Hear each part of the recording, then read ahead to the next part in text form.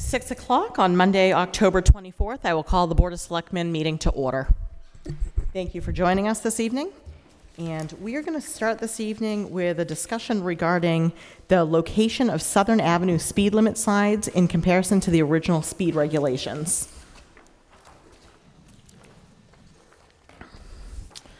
In your packets, we have a document.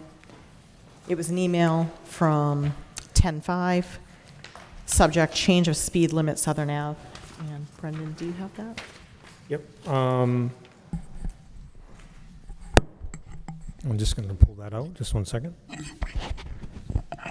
should be right here.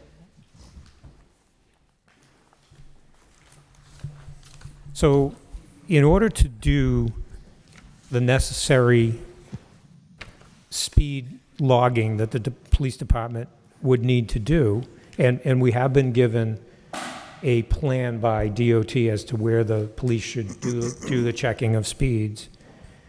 The first thing that really needs to happen is the signs need to be put back to the places where the original speed regulations say they're supposed to be located.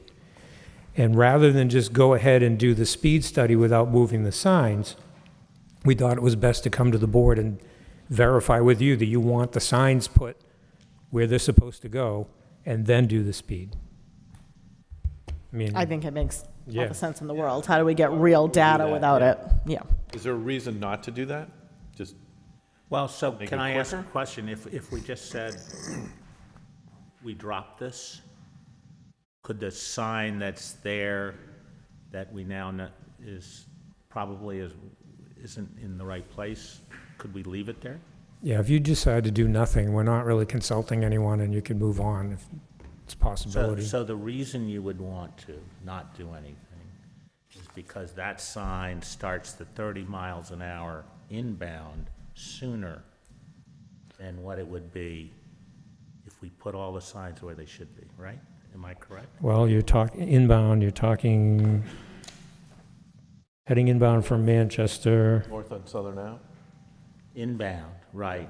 It The starts, sign that's in the wrong, that apparently didn't get set officially is at the bottom of the swale. That sign was never, yeah, but this says the 30 miles per hour heading inbound starts right now at 1/10 of a mile to Main Street, whereas the speed regulations say that it's supposed to start at 0.27 miles. So that would actually slow it down if we changed it further out.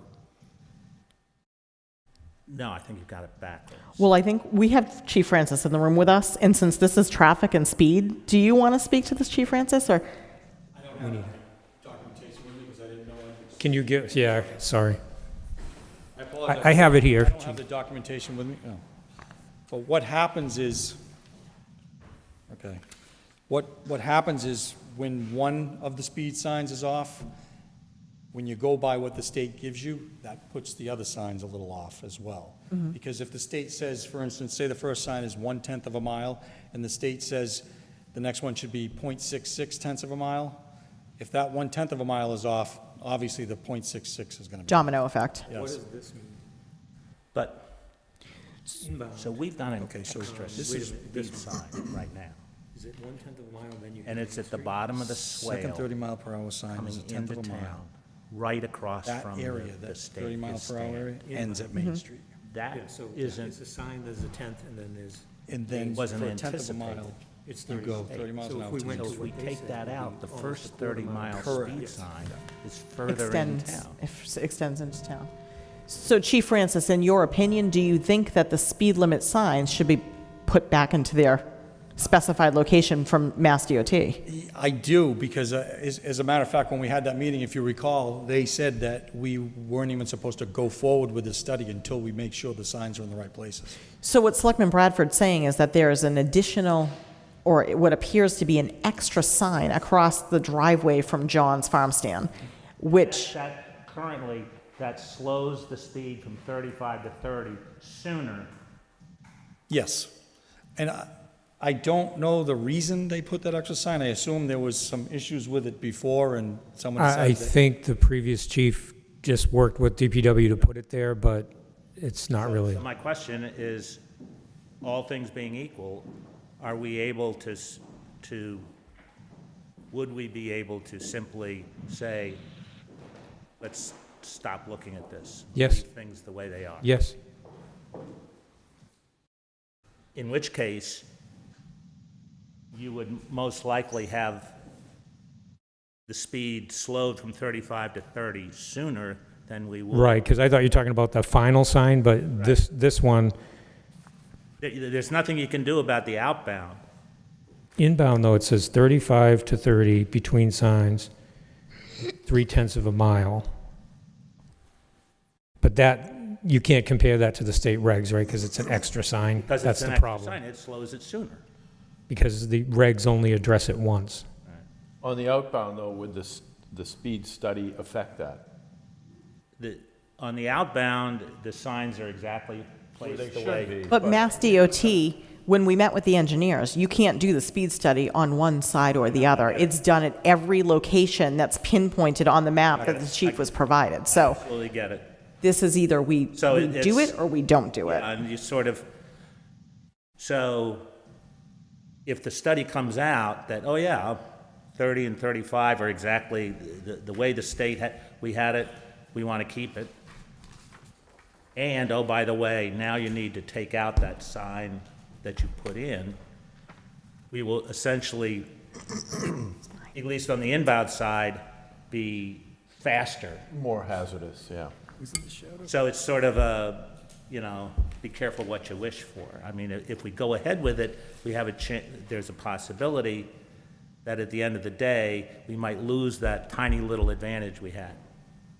So this was brought before the board from Mr. John Calusa, who's in the room with us this evening. John, is what we're talking about making sense, that you have an additional sign at the foot of your driveway across the street which slows the vehicles from 35 miles an hour to 30 sooner, and that if we're going to go forward with the speed study, because all of the regulations set forth by Mass DOT need to match what we are clocking and measuring, and that.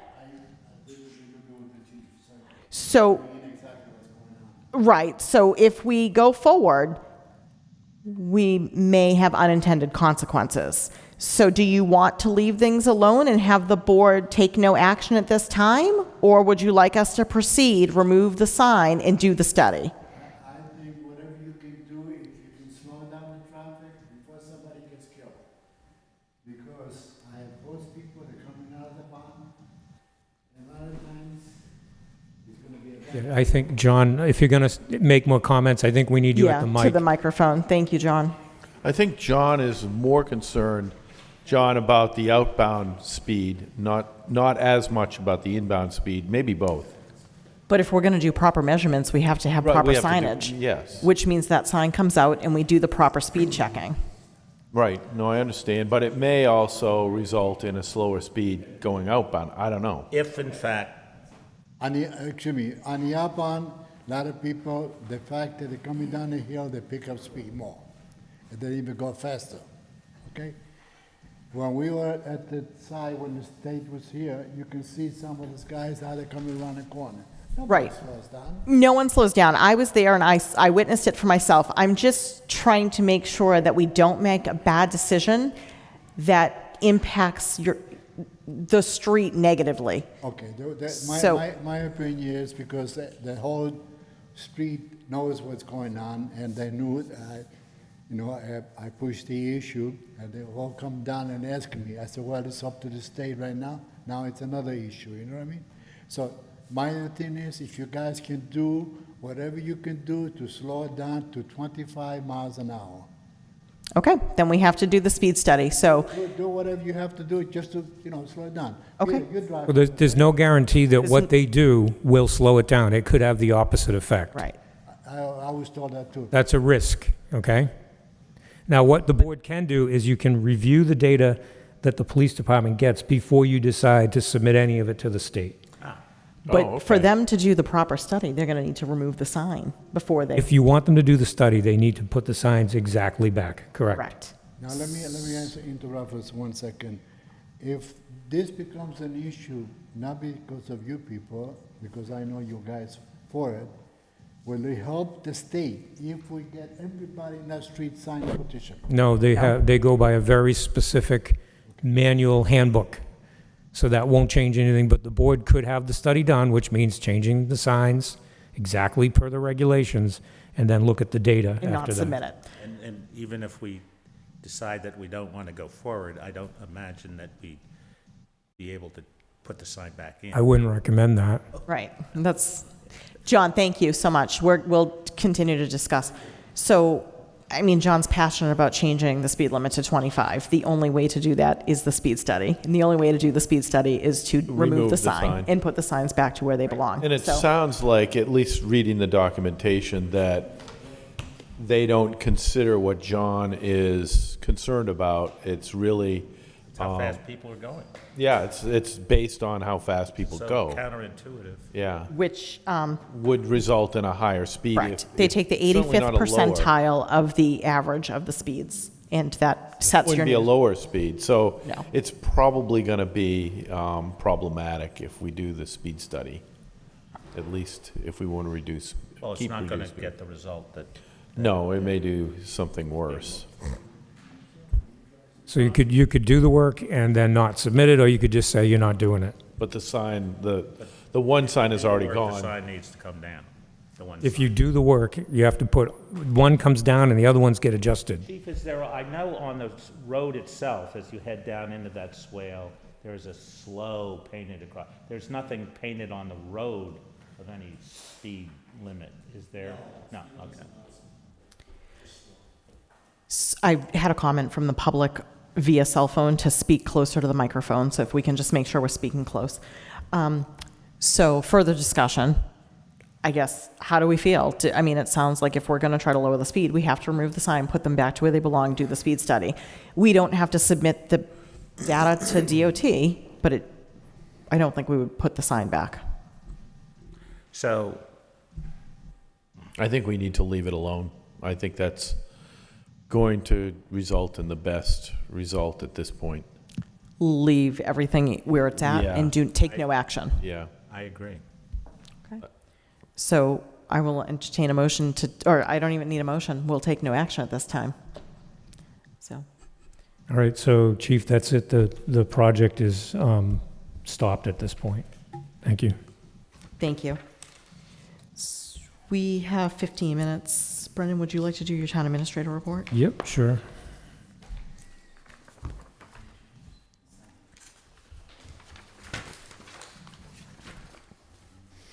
My first item has to do with the strategic plan revision. We did have a public forum. It was mostly attended by people that were on the strategic planning committee.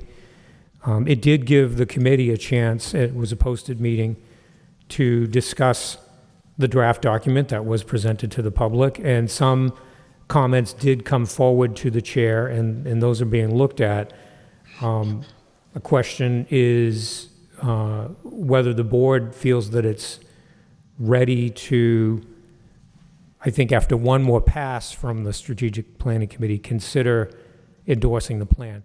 At the earliest, that would come on November 14th, because strategic planning meets this week to go over and try to kind of debrief from the public forum. And at that point, they will have perhaps some changes that then the board could see.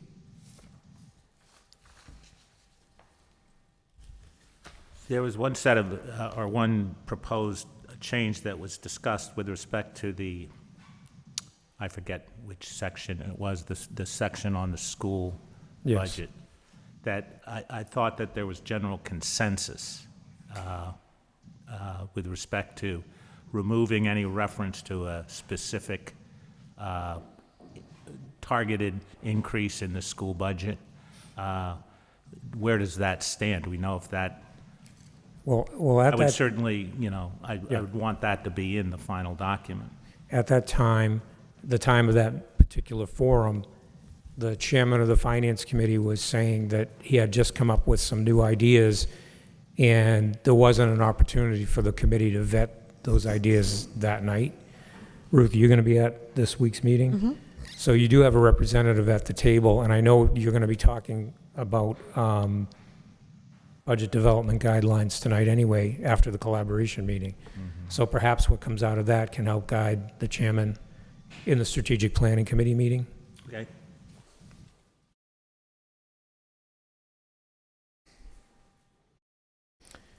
The next item is the Economic Development Committee meeting summary.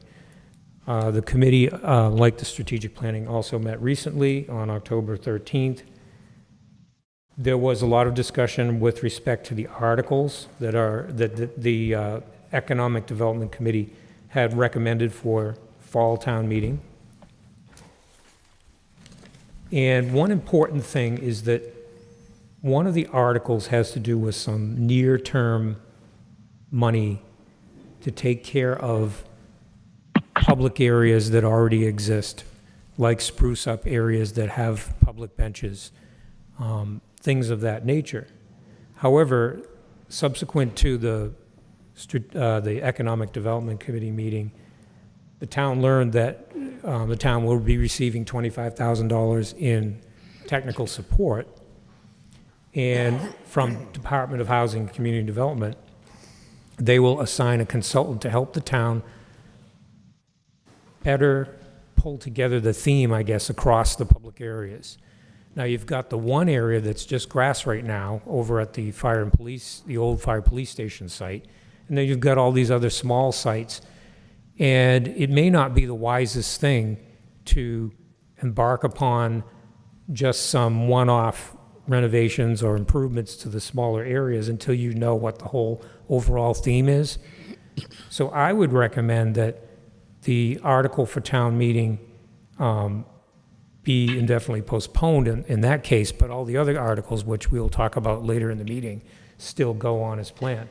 But I wanted to get the board's sense of how you feel about starting to improve some of these smaller areas without knowing what the overall plan is, especially knowing that we're going to be getting money to actually look at that from a consultant. I think it makes perfect sense. Makes sense. Yeah.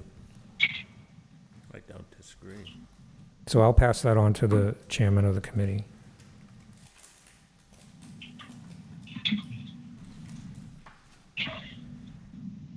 The next item is transfer station sticker fee for February 1st through June 30th. As you know, the fee that was paid for July 1st, 2022 on only goes through the end of January 2023. Knowing that the town needs to increase its revenue with respect to the operation because the cost is going up from $71 odd to $93.60, not inclusive of the hauling. So hauling was included in the $71. Now it's $93 just for a tipping fee, and hauling is extra. And so we've done the math on that. I worked with the Department of Public Works and with the town accountant, and we all agree that in order to capture enough revenue to offset the new cost through June 30th, the regular fee should be $250 for that 5-month period, and the senior fee should be $125. And the Board of Public Works met already and determined that they agreed with that structure. Yeah, I mean, that's where the numbers fall. That's where the numbers fall. Right, and then if you decide to go to pay-as-you-throw for July 1st on, after the Covanta extension finally runs out, then we're going to have to recalculate it anyway. And the options would include continue to run the station with as much as you want to throw, or move to a pay-as-you-throw and see if the overall cost will come down. Either way, after June 30th, we're going to have to recalculate. So there'll be another vote at the annual town meeting in May for new sticker fees based on whatever method the group of you choose. Yep. So is everybody okay with those fees? Right, yeah, no, I finally figured out your chart. Do you want me to take a motion on that so that it's an we need to official vote? vote? Sure, I think so. I will entertain a motion to approve the recommendation of $250 for non-senior sticker and $125 for senior sticker for February 1st, 2023 through June 30th, 2023. So moved. Second. All those in favor? Aye. Aye. Aye.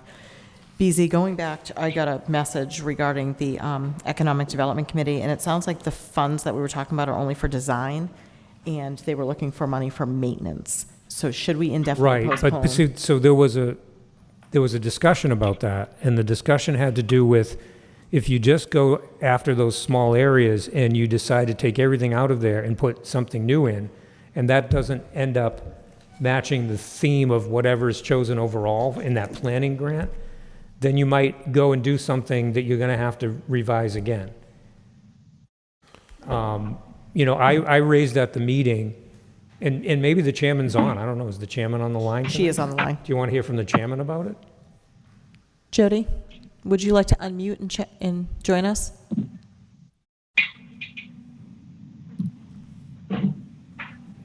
If everybody else joining us on the line this evening could just mute their phone, that would be great. Thank you so much.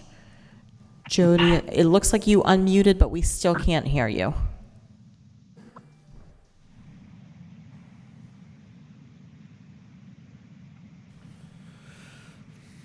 And Jody, you're muted again.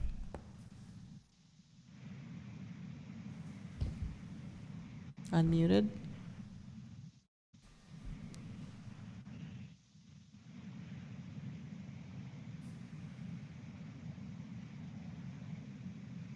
Okay, we'll give her a minute to It get could through. be the setting, of which microphone the computer's set on her end.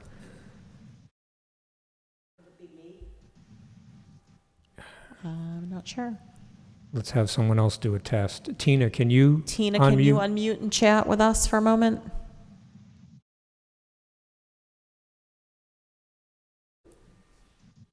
Yes, Oh, you're on here. we can hear you. Thank you, Tina. So no, it's not Okay. you. Can you hear me? Oh, Jody, we got you. Thank you so much. Perfect. Hi, Jody. So, Um, I think it's good that we have this discussion now because, yes, you could pick up money at town meeting to do something really near term, but the $25,000 is supposed to give us an overall plan for the downtown area in general. So that's why I came up with that. And that's one of the things I said at the meeting, that perhaps that would be the best course of action with respect to that money. But go ahead if you have thoughts for the board. Well, I do, only because we actually met with a landscape company who could potentially come in and be the maintenance company.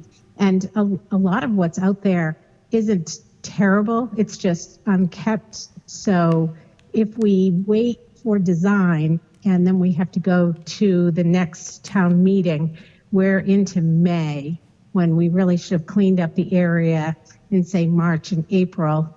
And then if we added to the areas, we could then use that money. But I think if we go into spring with nothing in that budget, and some areas are in decent shape, just need maintenance, then we're sort of behind the 8 ball again. I don't think we're going to be tearing out everything and starting again. I think that some areas just need some upkeep. And, So I hate and to you go would in have, with you the would be able to zero. have details on the proposal for town meeting that would say, it's this many areas, this is what we're going to do. Yep, that's what we're So waiting for right now. I mean, so that may or may not match what an overall theme might be chosen, but if it's just spruce up, that's really up for the board to comment on. Jody, do you think it would require the full 25,000 for maintenance, or do you think some of that funding could be used to look at a theme? I don't think that the 25,000 can be used for maintenance. I think it's That's going to for give an design of areas. overall sense of how the town should proceed, and then we would move into Yeah. much more detailed design. Yeah. So what Jody's saying is, if you want the areas that exist now to kind of stay that way until we have a different plan, but in a much more maintained, spruced up manner, then that article could still be read, and she's working on what the cost would be. We also have the option to leave it in as is and indefinitely postpone on the floor. Yeah, right now, I mean, I wasn't suggesting that it come off the warrant tonight. I was suggesting that when it gets read, that it be indefinitely postponed because it may not fit well within whatever the overall scheme is. But if it's just for spruce up and you're all in agreement with that, then Jody can read a number and explain what it's for. Jody, Leahy was going to get back to you pretty rapidly, correct? Correct. Okay. We had to turn around and give him sort of a map of all the parks so that he could get us a decent number. But I think that the design is going to be minimal on the smaller pocket parks. I think the design is going to really more encompass the old fire station lot and, maybe some plantings across the causeway. But I hate to go into spring with nothing because I think that we can do a nice cleanup and make it a more desirable, all the little pocket parks a little more desirable in the short term, and then move forward with a bigger plan. I think they've thought about it more than we have at this point, so I think it makes sense to follow their recommendation. And hopefully we'll have some more numbers, not just the number back from the landscape company, but also certified free cash, so we know what we have to work with, and that will probably indicate what we're going to be funding and not funding, so. But the board sounds like you're okay with something, even if it's just to get the existing areas back As long as it's on par. minimus, I mean, it's not material. Yeah, and I don't know what the cost will be, but Jody's working to get that. Okay, thank you. Thank you. Perfect. Thank you. Thank you, Jody. Do we have time for We another have one? 4 minutes. All right. So the Folsom Pavilion replacement project, we had another meeting out on the site, the same people that were there before. And Dan Mayer, who's the volunteer coordinator for the project, is also donating a lot of the materials, is ready to move forward. He went down at his company's own cost and did a lot of thinning out of the underbrush and some of the bigger trees that were hazard trees. In the whole general area, not just around where the pavilion will be going, correct? He did around the large parking lot as well as the Picnic Grove area. Yeah. And it looks really nice. So the next step is that he's working on putting together a plan for footings and a concrete slab floor. We don't know whether that's going to take shape for the fall or we're going to wait and do it in the spring. But I just wanted to give the board the opportunity to discuss because it is coming, the plan is coming along rather nicely. I have nothing to add. I was at the meeting. It looks great. He's done a lot of work. We're going to do the bell tower leak. Might as Yeah. well. So as you may recall, we kept getting leaks every 6 or 8 months when we had a certain wind and a certain amount of rain. And we were looking at flashing and roofing as the culprit. And we even had a consultant come and water test it and look at all those things. He said, everything's proper. 2 storms ago, I said, I have a hunch it's coming in between the 2 walls somehow. And at this storm, when it leaked again, I was able to remove some boards, and sure enough, water is trickling down in between the exterior wall and the interior wall at the bell level. And when it hits that shoe, it goes across a beam and comes out from the plaster ceiling right there on the 3rd floor landing. The issue is definitely, because I was able to go up to the Clockworks level and look where that round clock face sits, and it's easy to see that most of the water is coming in through an area that's not sealed properly at the bottom of the clock, with some dripping in from the top. So I went back to that same consultant and said, okay, now that we've found it, and I sent him a video of it and some photos. I said, what's the fix? And he says the best fix would be to take the face of that clock down and then put like a vapor barrier in a certain way that he described, and then put the face of the clock back. But that is not going to be inexpensive. You have to bring in a lift, you have to dismantle the clock, and I'm just wondering if there's any way to seal it from the inside, because you can see the area where the water's coming in. Just that I wouldn't want to put something in there and then have it expand too far, and now you're looking at sealant. Could it just What be about- sealed on the outside? Right, can we use 5,200 on the outside? I think we ought to try something like that before we commit to taking the Taking the clock face down. off and a vapor barrier Right. and all that. I You mean, know, I Yeah, would try, 5,200 would probably I work. would work with 5,200 and see if we can solve the problem from the exterior. Yeah. Which will still potentially require not even a lift. I think we could probably get the fire department to. Right, because they already helped us with a shingle issue.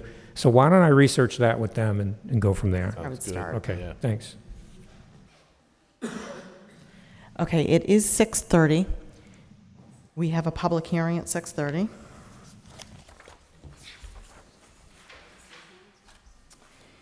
So being 6:30, I will entertain a motion to open our public hearing regarding the possible alcohol license violation for alleged consumption outside of the licensed premises area at Great Marsh Brewery, 99 Main Street.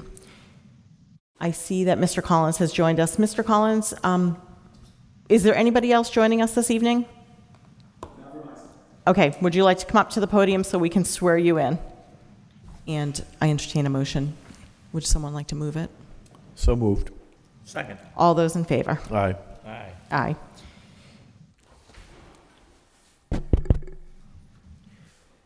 Mr. Collins, if you'd like to raise your right hand for me, please. Do you swear to tell the truth, the whole truth, and nothing but the truth? Sure. Thank you. So you received, bear with me, let me pull it out.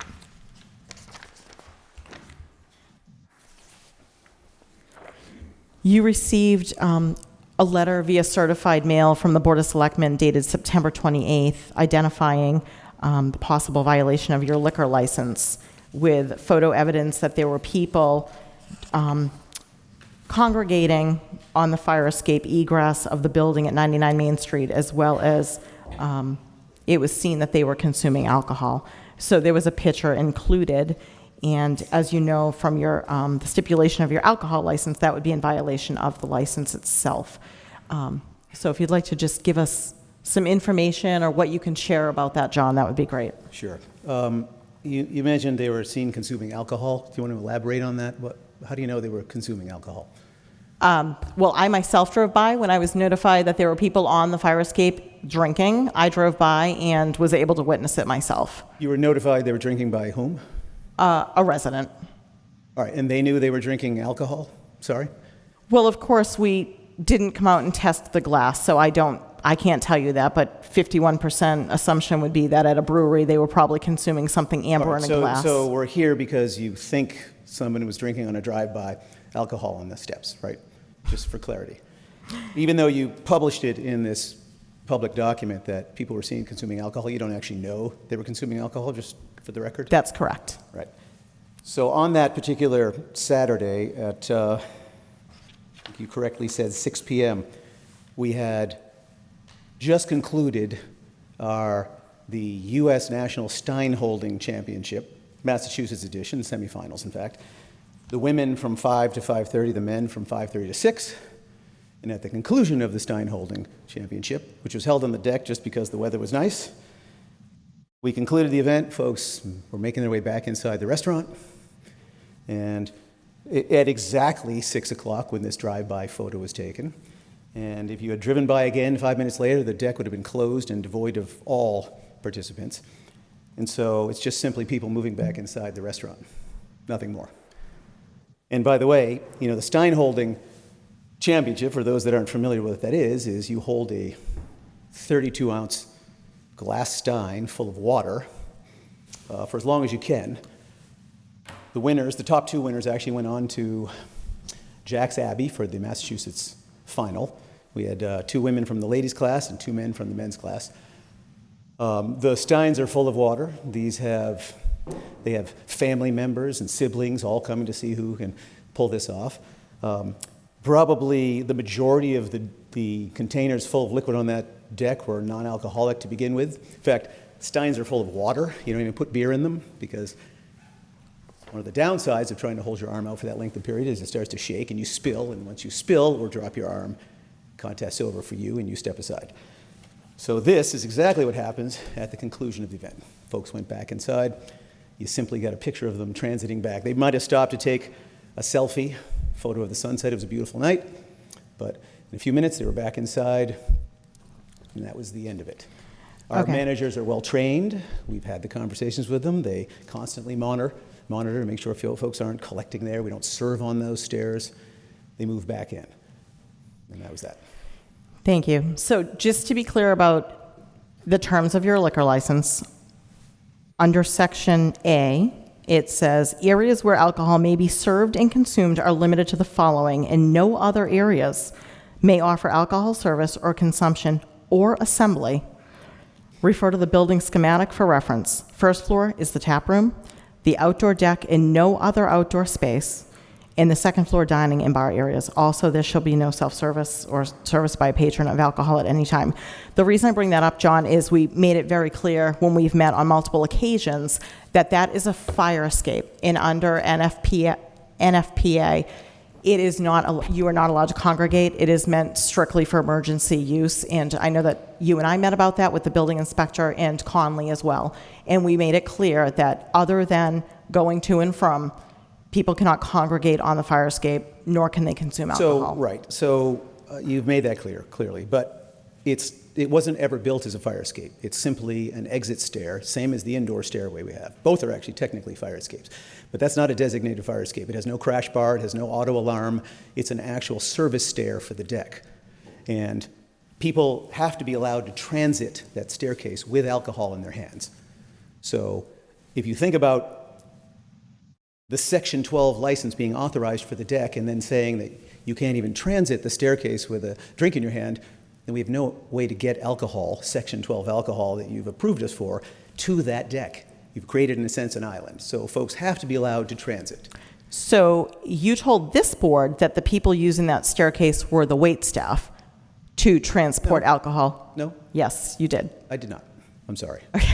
People, like patrons, have been using that. In fact, there were drink rails installed in there, which we've removed, but the previous occupants, the Weber Restaurant Group, who ran it for 2 full years, without, by the way, being pulled before the commission for any violations there, had actual drink rails installed on that railing. So that's not a staff only. That is a service area for the deck. In fact, if it's staff only, then you can't use the indoor stairs to get to the deck because then you have to transit the manufacturing designated area, which is our main hallway. In effect, a staircase and a manufacturing plant. That staircase only serves to link the deck to the Section 12 license. Without it, the deck is isolated. You've granted us Section 12 access to the deck, and we have no effective way to get drinks to it. You have a bar on the deck. The bars, first of all, the bar is open like 2 months a year at most, and the bar only has 7 taps. It has no capacity to serve wine or mixed drinks or anything else that's provided by the Section 12. So you're saying that that's not a fire escape. That's a little alarming. So what's the second egress from the second floor for patrons to escape that second floor should there be a There's fire? 3 staircases that exit To the second outside? floor. That exit the second floor. 3 staircases that exit the second floor. There are 3 staircases, one in the kitchen, there's the main hallway that exits out the front, and then there's this staircase that serves the deck. But it was not built as a fire escape. It was built to, we needed exit from the building, clearly, but it's no more a fire escape than our interior staircases. They serve the exact same purpose. They serve as exits from the second floor to the outside. So that's not this board's fight, that would be with the building inspector, so I'm not going to fight that battle. My issue is we are the local licensing board, and you've been before us before and had a suspended license for Not as a serving out. Section 12 owner, haven't. You erroneously cited in here that I believe you used the word, the establishment was already disciplined. That's a bit prejudicial. Before, when we were disciplined, we were a 15-seat tap room, which had compromised about 5% of the establishment. The establishment at the time of that violation was the Grill at Great Marsh. They still had license ownership of the upstairs. That's why people that roamed up there got into difficulty. Right, but this letter is written, the establishment being the Great Marsh, No, right? that's not what it says. It says the establishment was in trouble before. Our establishment now owns the entire building. The Great Marsh Tap Room, right, was the name of the Has Great Marsh A Brewery. Section 12 license, which we didn't have at the time, The Great Marsh Brewery had the tap room, correct? the tap room. Now the Great Marsh Brewery has the whole building, No, but you make it correct? sound like the establishment before, when this violation took place, was the Grill at Great Marsh, was Weber Restaurant Group. That wasn't us. No, the establishment, was the tap room. John, the establishment, the Great Marsh Brewery, was Yeah, disciplined. but that's not what you say in the letter. You make it sound like we've had the whole building the entire time. How do you get that out of the letter? I don't see that at all, John. Because we weren't the establishment when this violation took place. We were You were simply, the establishment known as the Great Marsh Brewery. that's not what this says. This What does makes it say? It implies that, like, we've been fined under this existing Section 12 before. You which we can't, haven't. it's not, you're saying that we've got something incorrect in there. Now you're saying it's It implied. is incorrect. There's a couple incorrect items. in here. Well, You say anyway. here folks were observed drinking alcohol.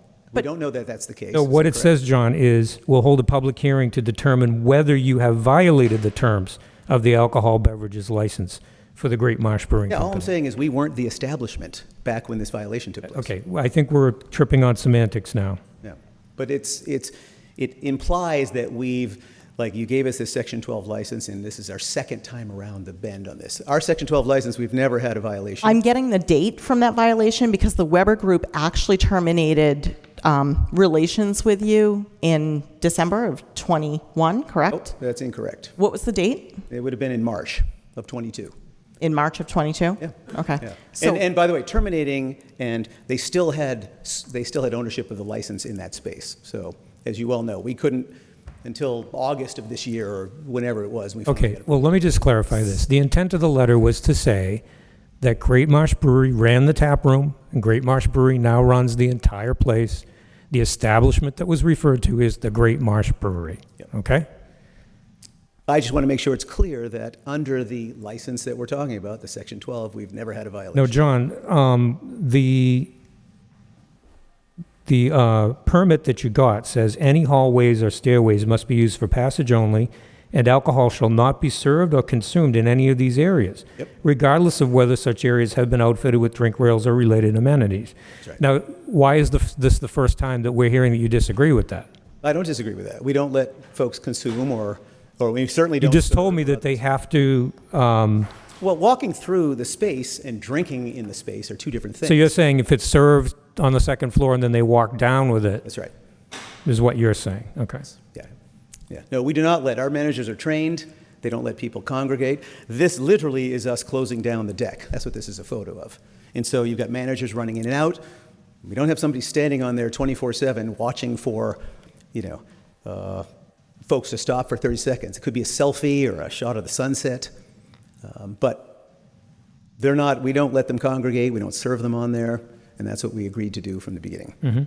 So the proprietor is indicating that he feels that he's in compliance, that there isn't any proof with respect to the photo that we have as to what was in the steins, and that allowing people to transit that area back and forth continually from this point forward is also in harmony with the words served or consumed.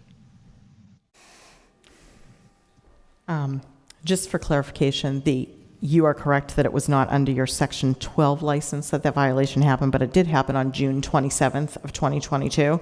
So it was no longer under the Weber Group because you had parted ways at that point. We So- parted ways from a licensing standpoint, but they still owned the all alcohol license for that space. The Section 12 still blocked us out of that space. That's why we were in trouble for that. That's why you No, disciplined us last time. no, that is not true. You were in trouble because you were serving alcohol in a non-licensed area, which was the manufacturing space. My understanding is it's still licensed until that they hadn't It turned was in the never license yet. licensed. Okay, well, it doesn't matter because But it's a different license. Great Marsh Brewery did not have that as part of their licensed premises, and they were doing the serving, okay? That's why. So I would still maintain that the establishment known as the Great Marsh Brewery did have a violation in the past, albeit in a smaller space, and they had this letter saying the board wanted to determine if there was a second violation under the name Great Marsh Brewery. That's all the intent of it was. Does the board have questions for Mr. Collins? No. What period of time expired between the time you got when the person, whoever it was, reported to you that there was activity on the... Probably 5 minutes. And we don't know if it was different people or not. Right. And is it accurate then that someone without alcohol or with alcohol, can move from the deck back up or back down. Not a server, but a patron. Is I think that- it certainly could be interpreted the way the license is written to allow that, as long as they don't stop and consume. Okay. Or consume at all when they're walking. I mean, that's what it means, right, John? To you? Yep, okay. I don't really have any other questions. Okay. Sorry. So I'll close the public hearing and then deliberate, and then Sure, I would ask if there's anyone that has any input. general The public. public, it's a hearing. Because it's a hearing. Yeah. Is there anybody from the general public that has any questions or comments?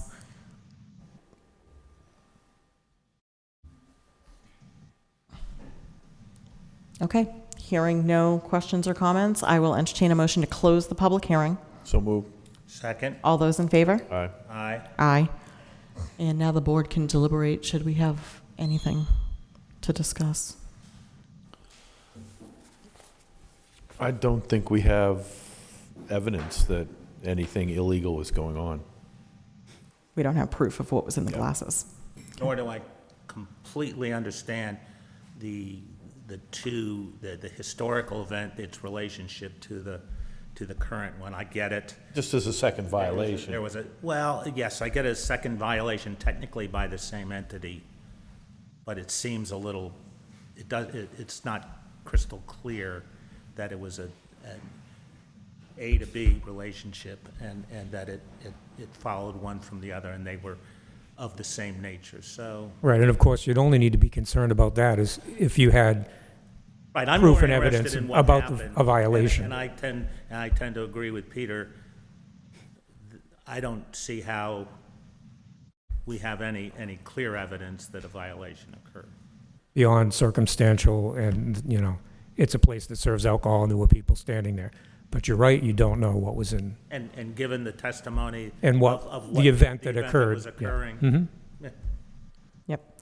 So at this point, I think that we use this as an opportunity just to have the owner review the license, make sure that he's in full compliance and understands it, and we take no further action.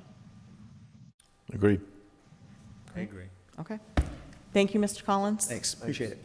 Have a good night. Back to the report, or? Yes, please. Okay, so now we're moving into the input regarding school budget development guidelines. This comes from the fact that the School Budget Collaboration Group met most recently, and there was discussion. Now, I wasn't there for the entire meeting, so I don't know if we ever got down to any details about the language. I know that the chairman of the Finance Committee was trying to work with the Strategic Planning Committee on what budget-related verbiage should be in the strategic plan about school budget planning. And so one way to do that would be to bounce that off the group that meets periodically to determine how that stands up. And it sounds like there wasn't any real detailed discussion of it then. There wasn't any real detailed discussion, but in general, I think all of the parties were in general agreement that there should not be a specific target relating to the school budget in the town's strategic document.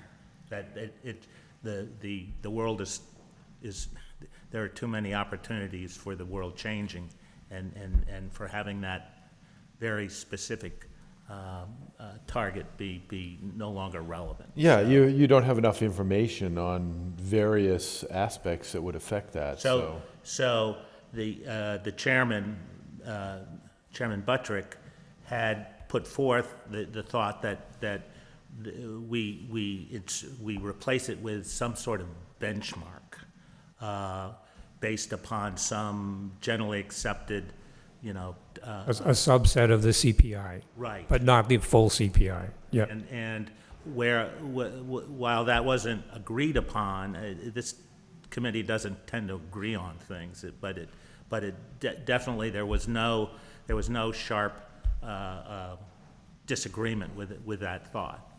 And so I think that's where we stand, and I think we should, in conjunction with the Finance Committee, should move forward in proposing something along those lines. And I think in the strategic plan, if you want to go to some kind of benchmark or index, you could simply say that the parties should work towards the establishment of some kind of benchmark or index without naming it. I forget there was one mentioned, and it's a one, and Ben was going to do some more research on that, Right. and come back. He had some historical information on it. Right. The other thing that was discussed was there had been discussion previously about the possibility that if there might be a need to reopen the actual contract between the two towns on the school. And I think there was a general agreement amongst all the parties that would not be a good idea.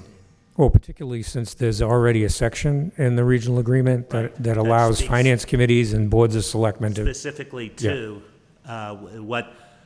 yes, you're right. The reason that was brought up was both the Finance Committee and the selectmen from Essex had talked about a greater openness in terms of the reporting by the school to the towns as the year went on, and more early reporting about some of the key metrics that would determine how the budget is apportioned. That's in the meeting before this. That's when the thought came up when that perhaps we needed to look at the contract itself. Yep. And when we looked at the contract, it turns out that there is pretty specific language in there that does provide for the administration, the school administration, to provide timely and detailed reporting on the actual expenditures and versus the budget. So I think that we're in a better place there. yeah, so that doesn't sound like the agreement needs to be renegotiated or reopened. Just need to ensure that the agreement as it's written is being complied with to the fullest extent. And with respect to what might go or might not go in the strategic plan, do you agree that we should look at language that would say we should work towards the establishment of some accepted index or benchmark? Yes. But you don't need to name it, because the strategic plan is a very broad Correct. document. I Does that make sense to the board? Makes sense. Okay. Any other discussion on that?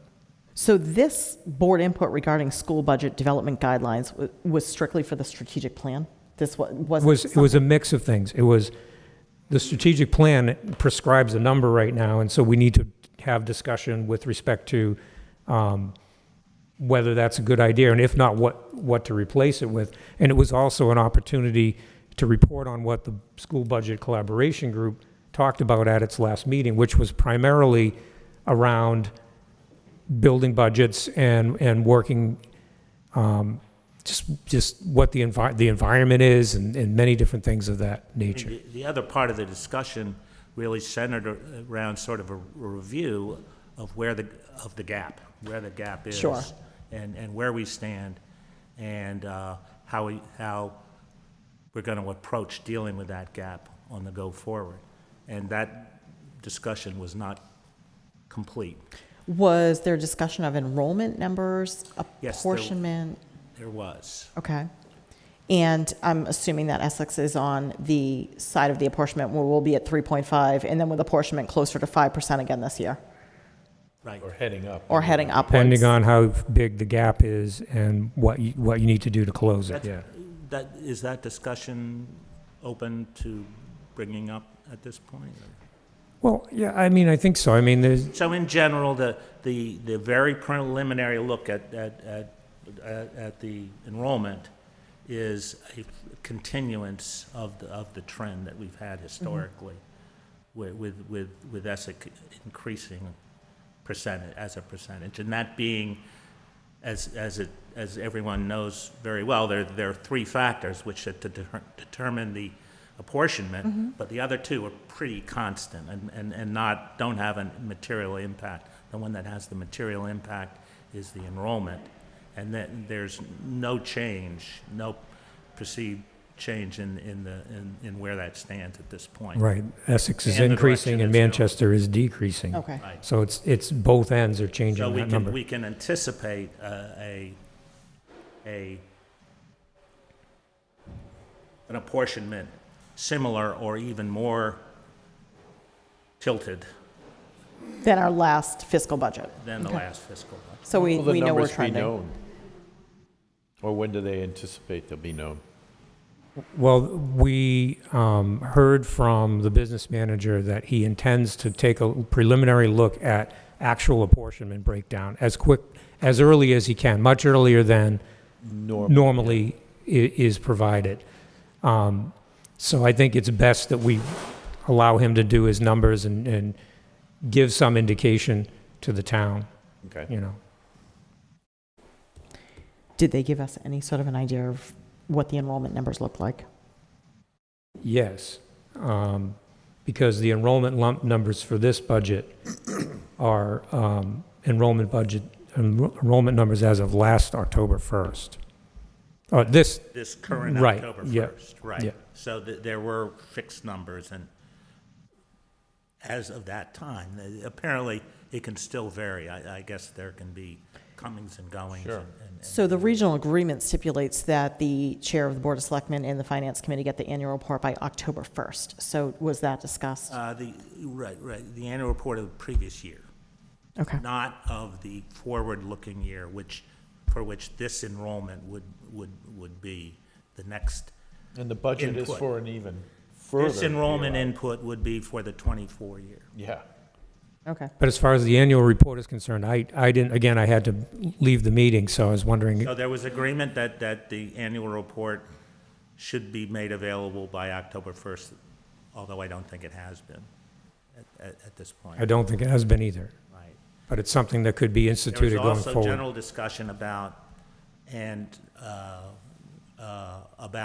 reporting by January 1st of 23 year-to-date, a first year-to-date kind of actual versus budget. Okay. Although there was an agreement, final agreement on that.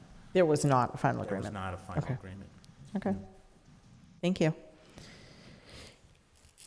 Okay, so town meeting motions, maybe we go through that when you have the department heads, which is You have 3 like now. minutes. Yeah.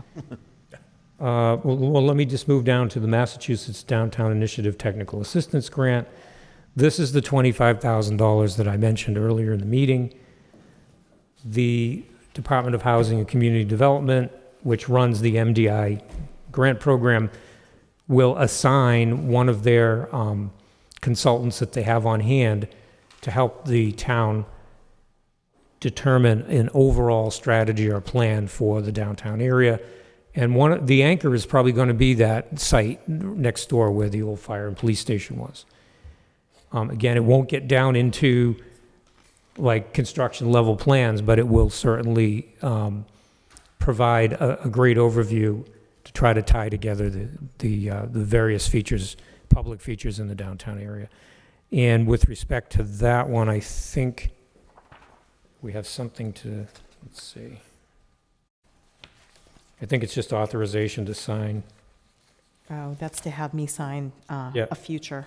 Yeah, when that grant paperwork becomes available, I'm recommending the board authorize the chairman to execute the paperwork. So moved. Second. All those in favor? Aye. Aye. Aye.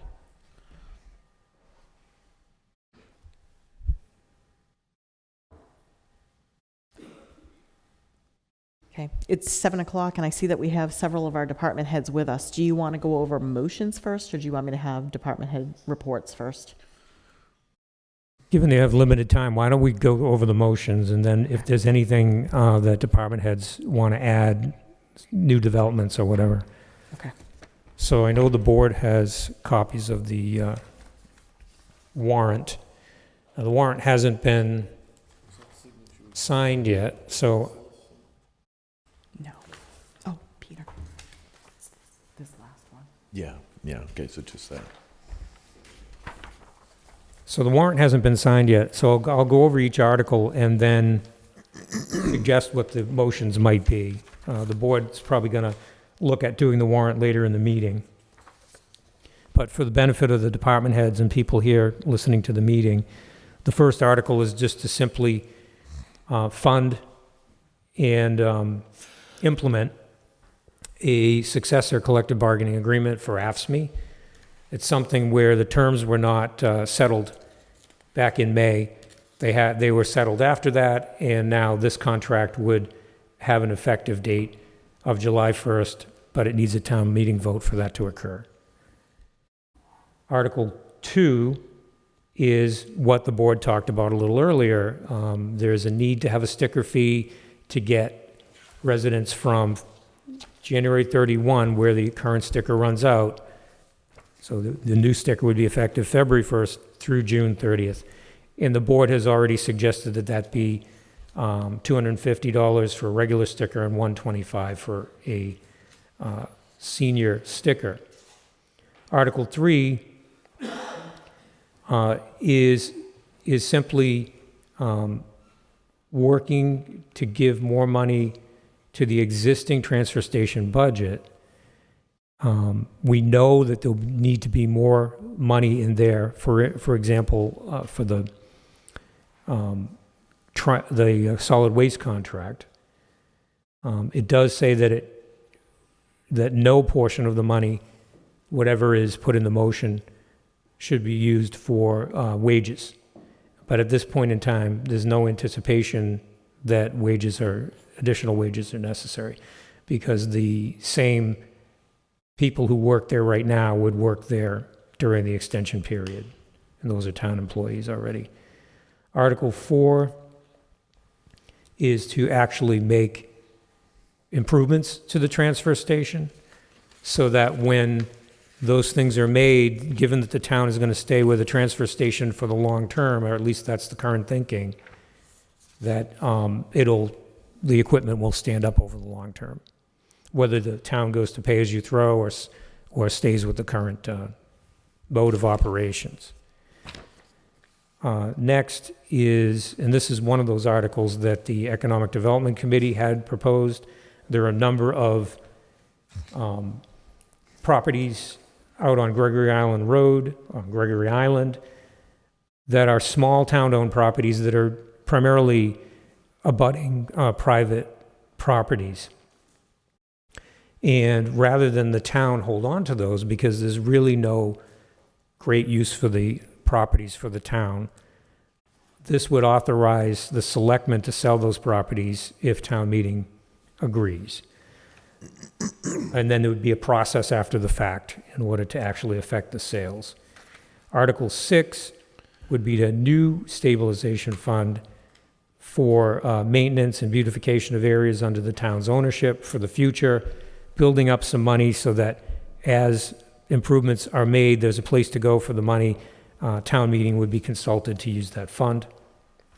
Article 7 is what we were talking about with Chairman Harris. This was a certain amount of money to do some near-term, what we determined tonight, sprucing up of existing small areas. And it sounds like we'll have a number for that for town meeting. It's being worked on now. Then a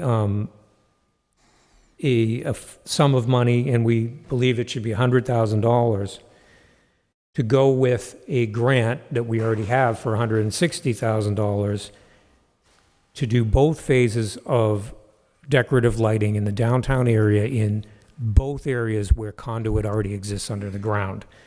The board at its last meeting already looked at this and said in the two outlying areas on either end, the expense goes up considerably because there's no conduit already there. So it's consideration of that. Then Article 9 is the new radios in the Essex Fire Department vehicles that will be I think it's supposedly so that they're capable of communicating with other departments. Other towns. Yeah. Which the handheld radios already can, but the department radios need to come up to speed with the handhelds.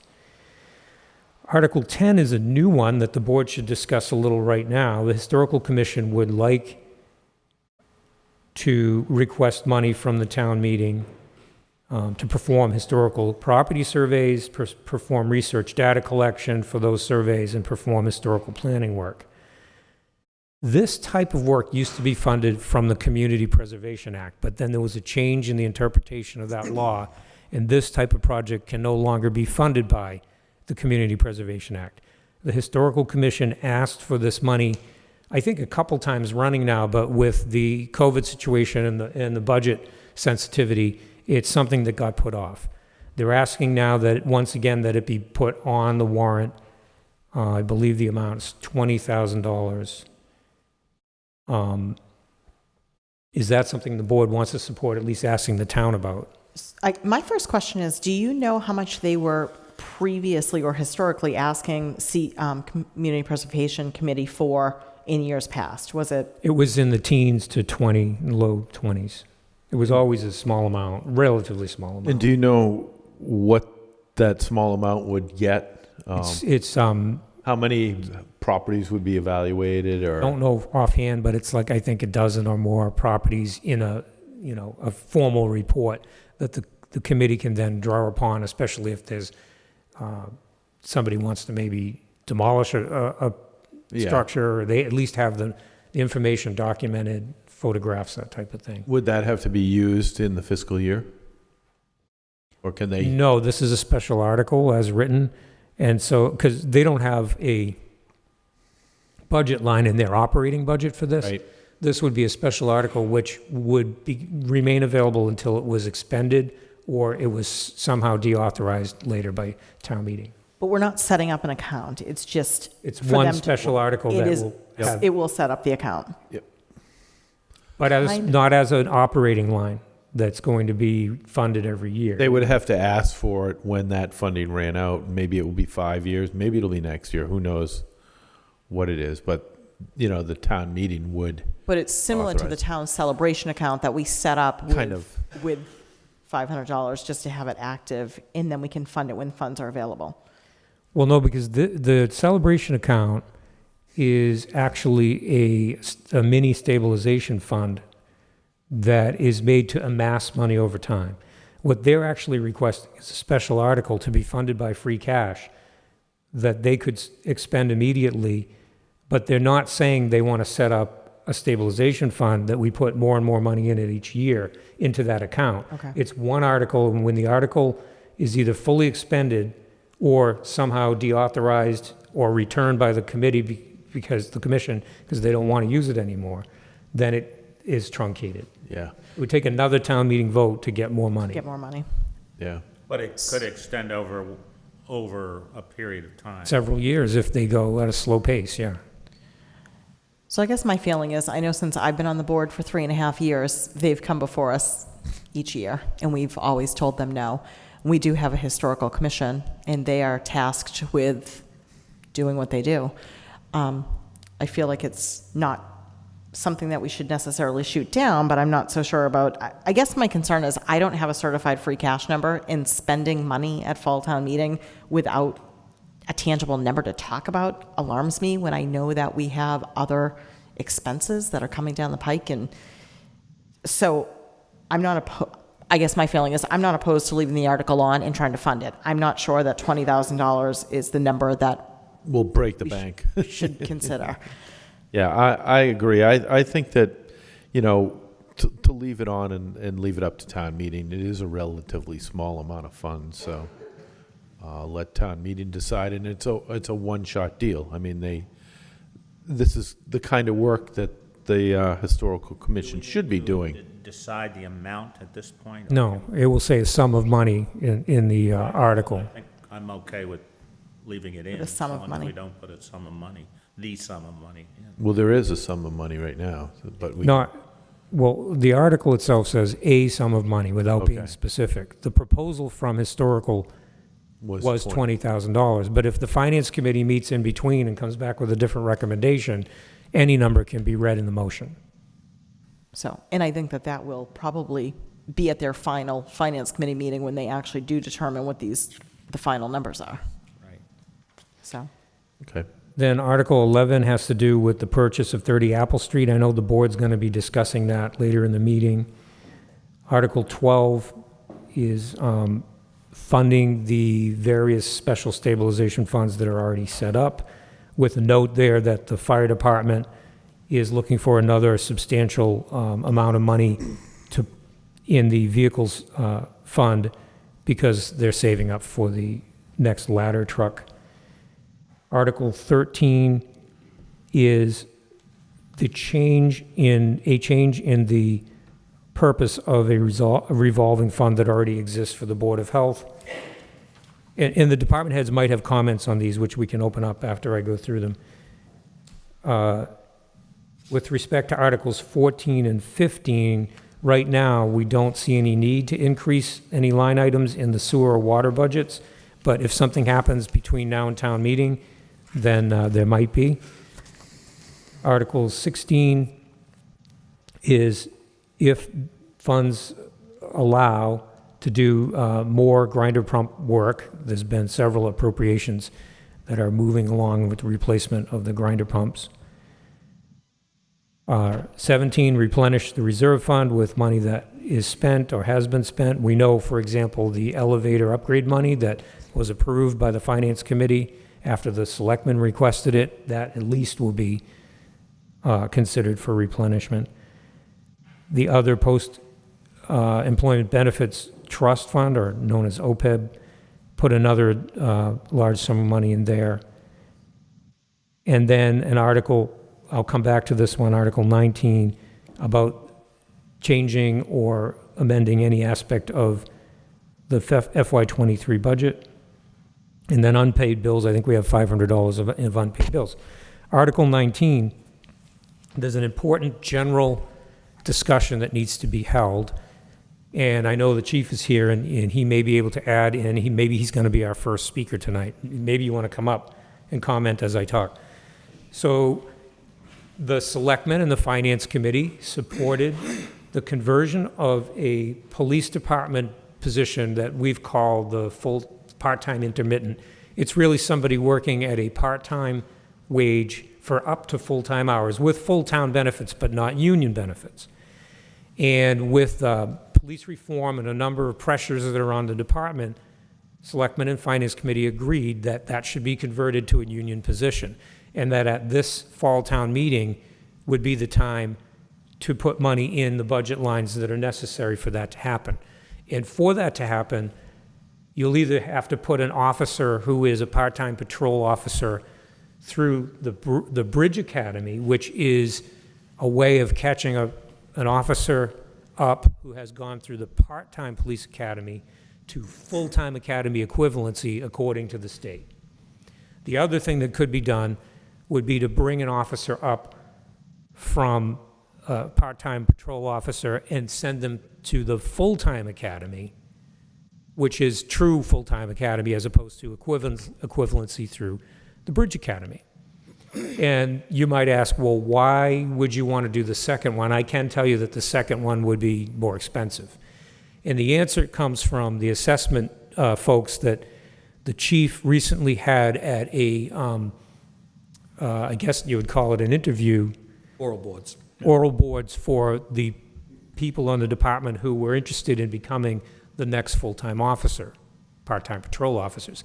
And maybe you can explain a little bit what their concerns were and why they recommended a full-time academy. Well, the concerns are, historically, whenever we've put somebody on into a full-time position, they've gone from, since Chief Silver, actually since the end of Dave Harrell's tenure here, through Chief Silver and myself, we've historically taken reserve officers from our department and put them through full-time academies. The criminal justice reform created this thing called a Bridge Academy. In a Bridge Academy, what that is it's 200 hours of training, and you get 80 hours of online training, and it's generalized as they talk about saving someone's life, swimming, all that stuff. There's some criminal law, there's some constitutional law, all that in 80 hours, and that's all online. And then you have another 120 hours of training that you have to do, which is practical. 40 hours is called EVOC, it's Emergency Vehicle Operation Course. They have to go to places like Fort Devens and they drive a police cruiser and they're taught how to drive under emergency situations and what have you. 40 hours is firearms training to be brought up to speed with the rest of the full-time officers, and that's practical training as well. And then you have 40 hours of defensive tactics training to bring everybody up to speed with defensive tactics and also to bring everybody up to speed with all the changes in criminal justice reform. The issue is the Reserve Academy, and I don't want to talk out of school. I don't recall exactly how many hours, but I want to say you're talking, when you went to the Reserve Academy, you did about 330 hours, whatever it was. Then adding this 200 hours, this gives you about 500 or a little over 500 hours. The full-time academy, when I went through, was 880 hours. It's thereabouts the same to this day. The concern is when you take somebody and you just put them in the Bridge Academy, what's happening is there's a lot of training that may be, I don't want to say substandard, the training is good, but they're not really, in the opinion of the oral board, they're not brought up to speed to someone that's gone to a full-time academy. And again, getting back to historically how we did things, you'd take your candidates from inside when they did, when they did their oral boards and what have you, even if there were any deficiencies, you knew you were sending them to a full-time academy. Under the circumstances with the Bridge Academy, that's not the case. You send them through the Bridge Academy. Now, the Bridge Academy, once you complete the Bridge Academy, and you can, myself as the chief, can show that they've done 2,400 hours of, shift work, you can apply for a waiver. And if they accept that waiver, if the state accepts that waiver, then they're considered full-time. So yes, that is something that can be done, but there are concerns. The training is different. But the mitigating factor with respect to going through the Bridge Academy is whoever is hired would still have to serve as a part-time patrol officer until they reached the 2,400 hours. Correct. And they have some credit towards that already from Yes. the fact that they already work for the department. And so for the board to understand, full-time academy is definitely more training in the academy sense. It will cost more money because I think it's a longer duration. It is. It's 20 to So there's 22 more weeks. backfill, and we don't have the number of part-timers that we used to have. But in a practical sense, I guess, so they could go through the full-time academy and be that union officer soon on the day after they graduate. Yes. Okay, whereas with the Bridge Academy, they can't be that full-time union officer the day after they graduate because they have to complete their 2,400 hours wherever they are in this cycle, plus a certain amount to get to the 2,400. Correct. So those are the two things. One's more expensive than the other. I was going to recommend that if I sat down with the chairman and with Chairman Buttrick and with the chief to go over the pros and cons, a recommendation for the motion could be made and formulated from that group. It's either going to be one set of figures because it's the Bridge Academy track, both preparation and then what it takes to follow through, and then the full-time academy track. Either that, or if the board has any idea as to whether you have a preference even now, even tonight. What is the cost difference? Well, this is It's something on that, where the this person is in the 2,400? I have to be honest with you, in the interest of total transparency, it's going to be substantially higher for the full-time academy, but you're getting a better quality training. Because the 2,400 hours, at that point, they're working for the department in filling shifts. There's no backfill. Right. So there's going to be a lot of savings to go through what is a state-approved and completely valid way to go. But some of the folks that were in the assessment, the oral board proceedings, suggested that it's... Who are these people on oral? The chief can They're comment. command staff from other departments. So you had a sergeant from Hamilton, the deputy chief from Wenham, and a lieutenant from Manchester. So the Bridge Academy was a solution proposed and enacted as part of the reform. Correct. By the It never legislature. existed until now.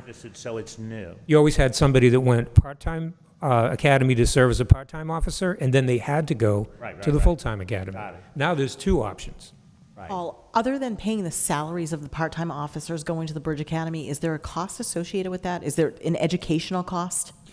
No, we don't have to, and there is, with the full-time academy, you'd have to pay a $3,200 fee.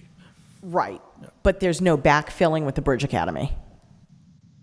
Well, not really, no, because they're part-time officers, so unless they already had a shift, like we just found out today that in order to get some officers into the firearms portion of the bridge, unfortunately, there's short notice, so they're going, I want to say the 7th of November. So if they had any shifts as reserves, we would have to fill that, but it's the same, reserve for okay. reserve. Gotcha. And so it's going to come down to whether the selectmen and the finance committee, from a policy perspective, favor one approach versus the other approach, knowing the pros and cons and the difference in price. Right, and it seems that one is, there's a financial aspect to it, and then there's a quality aspect to it. It's the quality aspect that, how well is this Bridge Academy Well, like I said, that's why I said it's mitigated by the fact that they have to continue to serve in a less than full-time union capacity Yeah. until they reach, so you got to weigh that Yeah, too. there's a cost associated with that as well, yeah. There's also. Oh, no, because they're filling shifts. Oh, okay. See, they're working on-the-job training Okay. and filling shifts, whereas the other one, it's a takeaway and it's more expensive. Yeah. Yeah, I mean, not knowing anything, but it feels like the Bridge Academy concept is one of, kind of a more on-the-job training kind of way of getting to the same place at the end of the day. It could be, it depends on how you look at it. I know the assessors felt that you're more polished if you go through the full-time academy. Well, one of the issues is, like, for instance, reserve officers right now, they may work, let's say they work 1-2 shifts a week, they may not be involved in a domestic violence arrest, or they may not be involved in certain things where they would get that training at the academy. But the person who got hired would have to finish out on a full-time basis, although making the part-time rate. Every day, they would be exposed to those and wouldn't be the union position until they reached the 24. And they would know that before accepting the job. So one approach is, I could sit with the chief, with the chairman, and with Chairman Buttrick to come up with a recommendation. I think that's the smart move. As long as, Ruth, you feel comfortable with that? Yeah. Absolutely. Yeah, I don't feel comfortable at all making this some kind of quality Yeah. or And the thing is, decision, right, where you've got a panel of people who admittedly don't have much experience yet with this Bridge Academy process. well, that's what I was going to say. So, maybe the old way is the best way.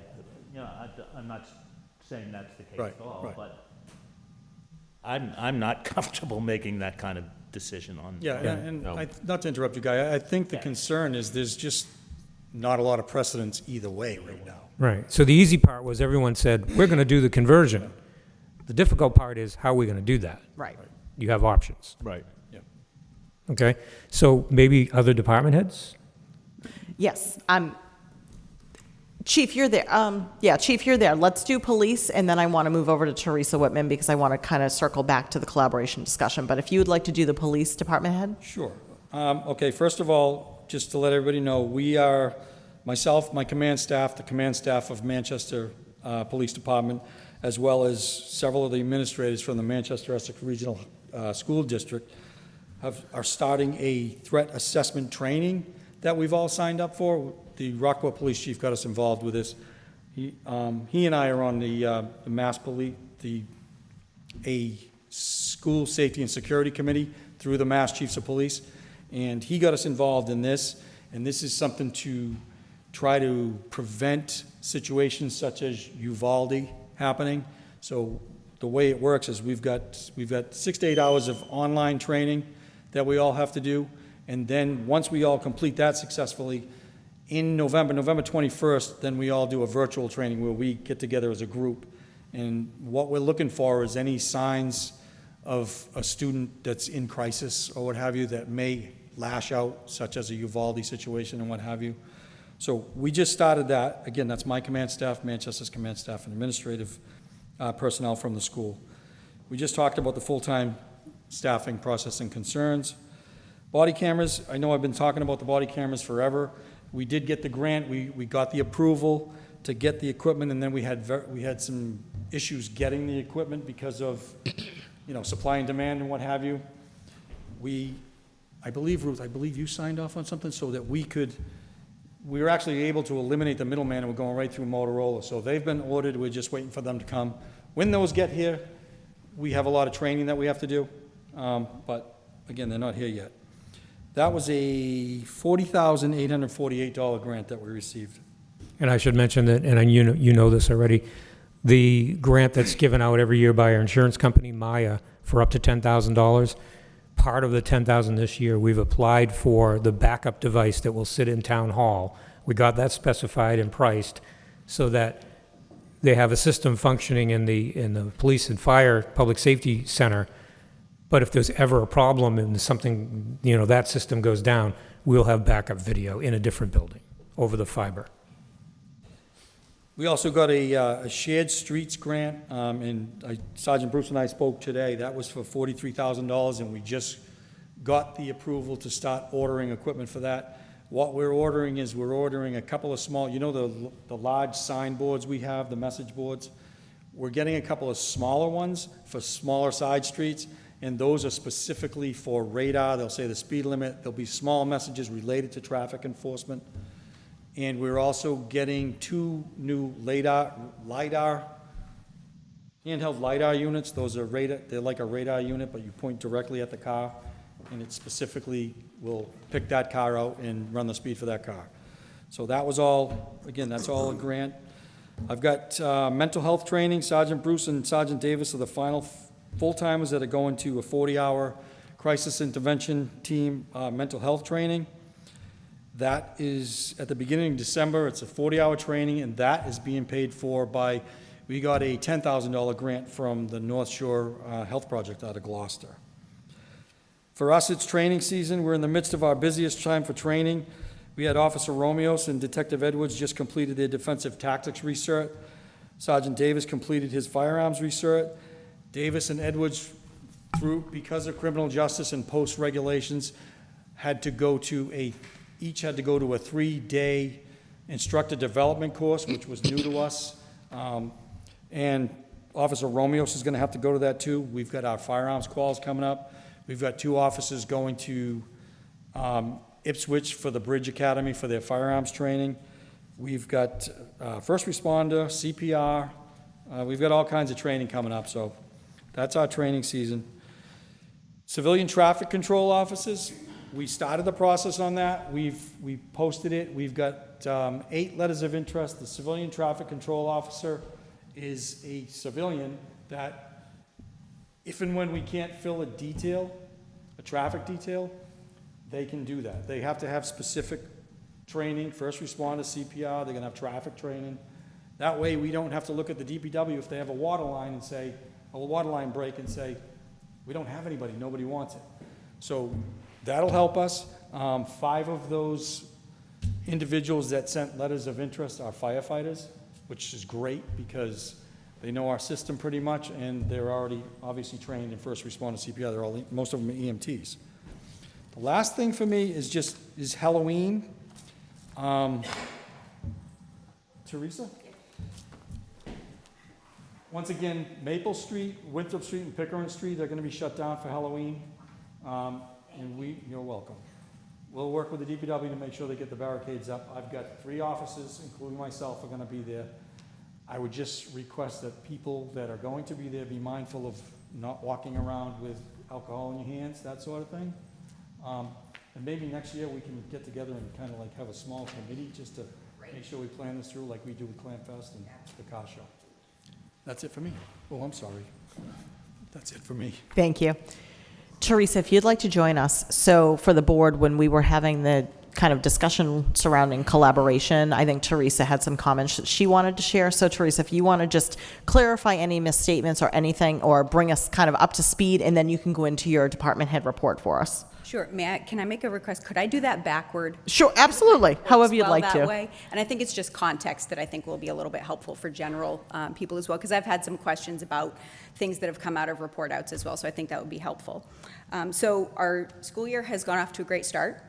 By all accounts, it feels very normal, which is great. That's the idea. It's supposed to feel normal. The high school has their first Spirit Week next week, in a long time, the real school experience, which is wonderful. As far as our school committee, we have a lot on our plate this year. I think I mentioned that at our last quarterly meeting. It has only grown, and that's great.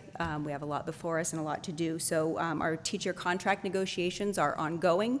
Don't have a date for an end point yet. Here's hoping sooner rather than later, but it is ongoing. It's a chaotic climate for negotiations, as I'm sure you've heard in the news of strikes in Haverhill and Malden as well. But I'm fortunate to say that ours are ongoing, and we do expect an end at some point. Our policy subcommittee is undertaking a little bit of work right now. MASC, the Mass Association of School Committees, is the body that we are a part of that sends out policy update recommendations. And so they've sent a recommendation to all the school committees in the Commonwealth recommending that they change their voucher approval process or warrant approval process from having the entire committee vote on them to having one person, or in a regional district like ours, we would of course want one from each town, approve them, as opposed to doing it for full committee. We do this work by consent agenda, so the bulk of the work is done behind the scenes.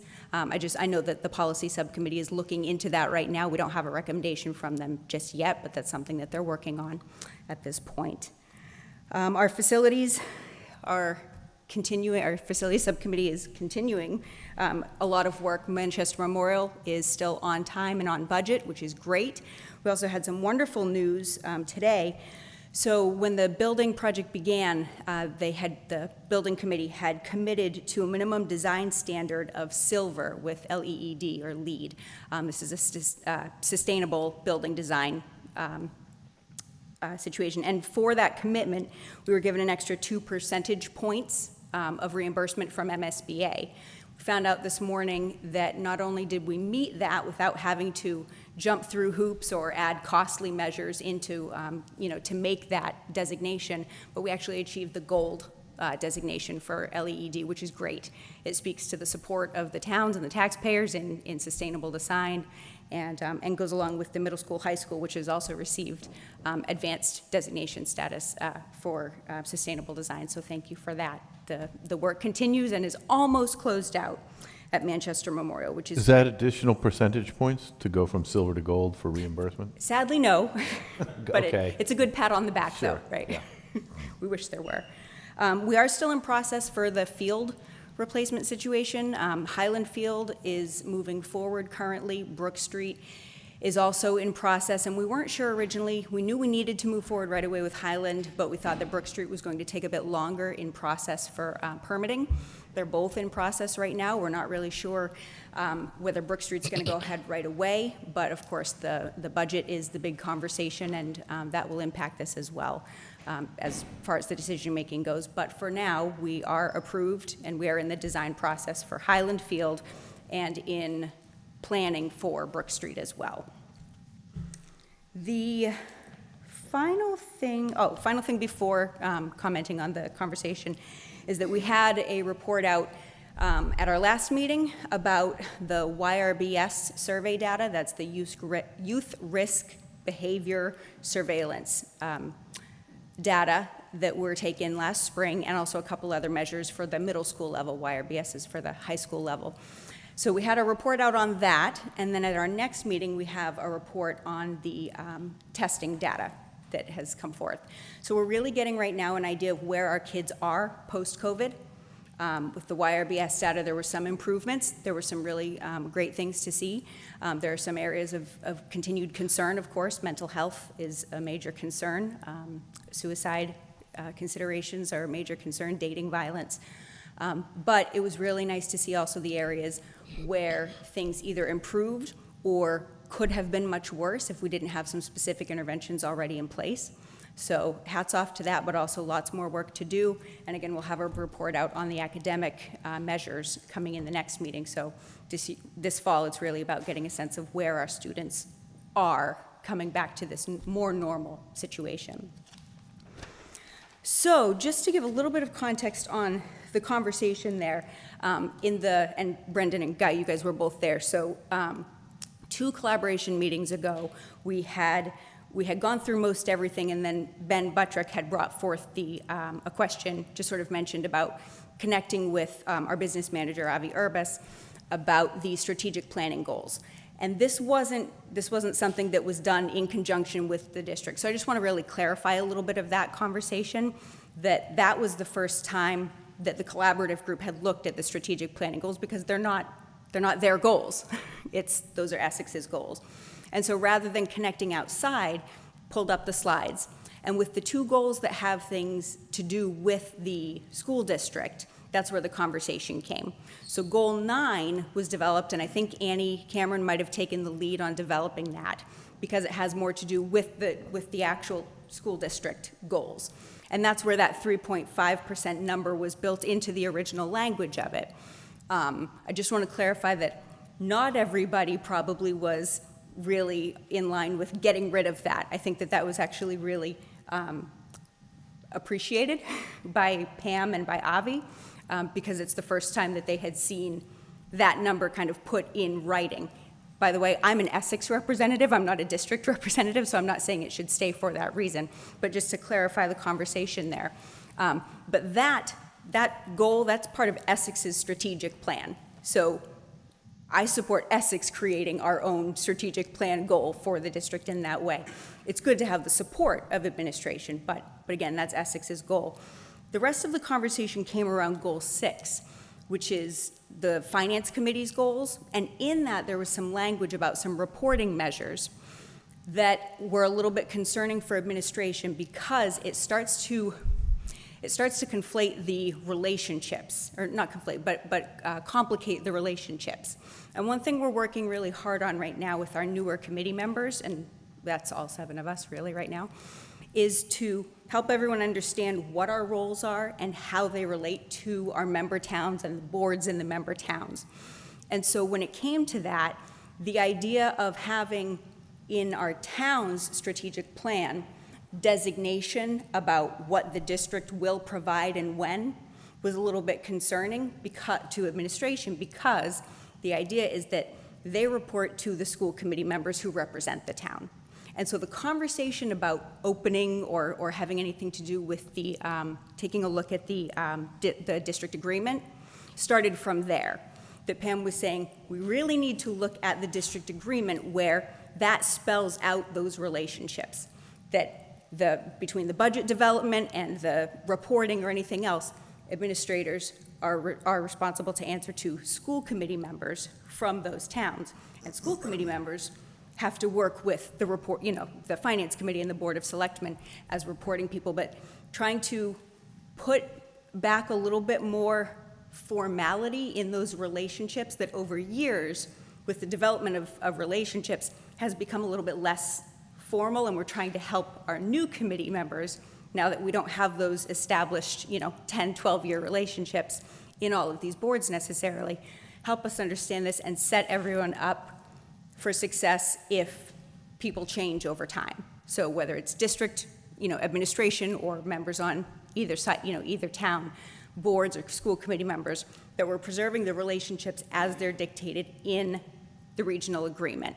So that's really where that came from. I just want to clarify that, because I've had some questions since then about report outs saying, why are we revisiting the regional agreement? We're not. We're just trying to clarify those relationships so that we know the order of operations with these things. So that was my clarification on that. With that came up this conversation about, well, an annual report. The regional agreement does say there's an annual report due October 1st. In practice, what has been the case that I've since learned is that usually comes in about January. It's not a financial report per se. It could be. We can change this practice, but in practice, what it's been is what I'm to understand is that it's been requested in about January, and it has to go with about the timing of getting things ready for the town meeting, warrants and booklets. And once the financial booklet that we put together and send out to all the residents, that language is very similar to what that is. There's no reason we couldn't be more formal about that, but just in practice, that has looked a little bit different, not through any malfeasance. Again, I've had questions about this in recent weeks about why we're not meeting the regional agreement with the reporting of the annual report. And then the final thing is that the budget to actual conversation. So in the past, the way it has worked is that the end of year report has served as a one-time budget to actual, based on the limitations of central office, frankly. Our business manager was doing the job of 5 people. And I think that's not news to anyone. We have had some reorganization in central office, which is great, some additional support in there, so that's great. So based on conversation we had over the summer at our summer workshop, and also with that central office reorganization, he's now been able to build in 2 additional dates where budget to actual reports will be given. So in addition to the end of the year, we will have our first one for this year, at our November 1st meeting. And then the second one is actually January 24th. So that's the same night as the January, the public budget hearing. So at that meeting, he will give our second budget to actual update. So I just wanted to clarify that because it's not the 1st of January, and I don't want people to expect something that isn't happening. Questions? The report, January 23rd, budget to actual. 24th. Is 20 for the 23 year, so it's a year to date. It's not a budget to actual for the completed 22 year. Is that? It's going to be our fiscal 22-23, Right. where we are currently. Right. Yes. 6 months in or whatever. Yeah, exactly. Yeah. And we have one, 4 months in here in November 1st. Right. That's correct. Yeah, exactly. Yeah. That's great. Yep. Teresa, I just want to clarify the date. So you mentioned November 1st as being the first date, and I received an email saying that it was going to be November 15th is the first date. I want to make sure I have November 1st in my phone if that's accurate, because I have November 15th. I verified, I looked, because we have 2 calendars. We have a fiscal year 2024 budget calendar of dates, but also on our working copy of our meeting calendar, I have the 1st as our first budget to actual report. I'm expecting that at our next meeting. If that changes, I will let you know. I'll program it regardless and just attend the school committee meeting, just in case. Because also on our budget calendar, it does say initial budget discussion on Tuesday, November 15th, but again, we also have the first budget to actual update specifically on November 1st. Okay, perfect, thank you. No problem. And then to go with that, I would just say this is a year of growth and also preparation. So growth in terms of our committee and helping us all get to a point where we have some of those established relationships with our member towns, and helping our committee understand that we are representing our member towns and their interests, and also doing so in a collaborative way. So we have these parallel paths that are really difficult to navigate. The budget process happens. The administrators create the budget and work with the school committee, because the school committee, the Board of 7, has to approve that, right? But we need to do it with input from our member towns so there's not big surprises at the end. But it is a little bit tricky to navigate in terms of public perception. And so one thing that we really are focusing on this year is making sure that people understand what's coming up. Not to advocate in either direction or in any direction, but as I'm sure you know, occasionally we get complaints from people that say, well, I don't find out anything until after it's already been decided. That doesn't happen. That doesn't happen. We never get those complaints. We want to make sure that this year, as much as possible, we make sure people have access to the information in advance so that they can prepare and engage if they wish to. Thank you so much. Does welcome. anyone have questions for Teresa? Thank you for your time, Teresa. Thank you. Since we are on school, Alva Ingahara is with us. She is our school committee representative for Essex Tech, and I'm going to have her join us. Thank you. So I was on the school committee for many years, so I understand what Teresa's going through. But now I'm on the Essex Tech, and I have to say I feel like I'm out in the field all by myself, because I feel like we need a charter or something so that whoever's on the school boards, whether it's the town municipality, which you have more conversation. I'm on a board with 20 people, and I feel like almost everything I'm going to ask when I'm on these committees is an argument, because they're so used to just signing things. They don't have the discipline we had with our Manchester Essex School Committee, where we had targets and things ahead of time. So a couple of the things is some of the towns are complaining about, the cost, and we all know it's very expensive. But some of them are trying to think about doing things where they say, well, we should only do X amount of students. And it's the bigger towns, it's the Danvers, it's the Peabodys. And I'm just wondering, is this something that we should be looking at, is setting up a charter, since we are part of a school district that's so many? And being able, not so much to say what the school committee can say, what they want or don't want, but more to understand the communication aspects of it with the towns, the selectmen, and being able to communicate. Because I don't know everything that's going on in town, or in the budget, or how many of our students are coming on board. I usually get a report after it's done. So I would love to be able to talk to, Brendan or Ruth, and just see what we can do to help improve that. And also some of the items, the school, of course, is going after all kinds of grants to increase the number of students that are going to be going there. And is that the best thing for our town, our little town, or even some of the big towns? Because it is so expensive. You add more students, it takes students away from our own district school. And so I would like to be able to get, have a conversation at some point. Sounds good. Let's plan to schedule that. We'll make ourselves available. Thanks. Thanks, Alva.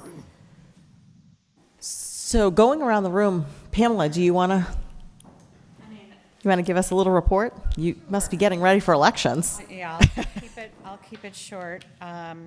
It's election season. The September election, we had about a 26% turnout. Surprisingly, with all the vote by mail and everything like that, about 75% of our voters were in person on election day. We sent out 345 vote by mail ballots, and only 220 were returned. So we're sending out a lot. People are requesting vote by mail ballots. They're not necessarily returning them. So that's an interesting scenario. For the November election, we've mailed out about 560 vote by mail ballots. I'm certainly, thinking that our turnout is going to be quite a bit higher, hopefully 80%. So yeah, we are in the middle of getting the vote by mail ballots out. They're starting to come back. Anybody have any questions? I don't. I just want to thank you for doing a good job. I know this is a busy time of year for you. Thanks. Thank you. Brooke? Don't have a lot to say either, but I guess the biggest thing in our department right now is that the second quarter taxes are due on Tuesday. Next Tuesday, sorry, you have a week. So we have collected, I think, about $1 million in real estate taxes so far this month. We'll get a large wire, I think, towards the end of this week from all the mortgage companies, and then a lot of mail in the next week or so. Also, the other thing I wanted to report to you all is that we have a demo on Friday for a potential new tax software, and I will let you know how that goes. Thank you. Dana?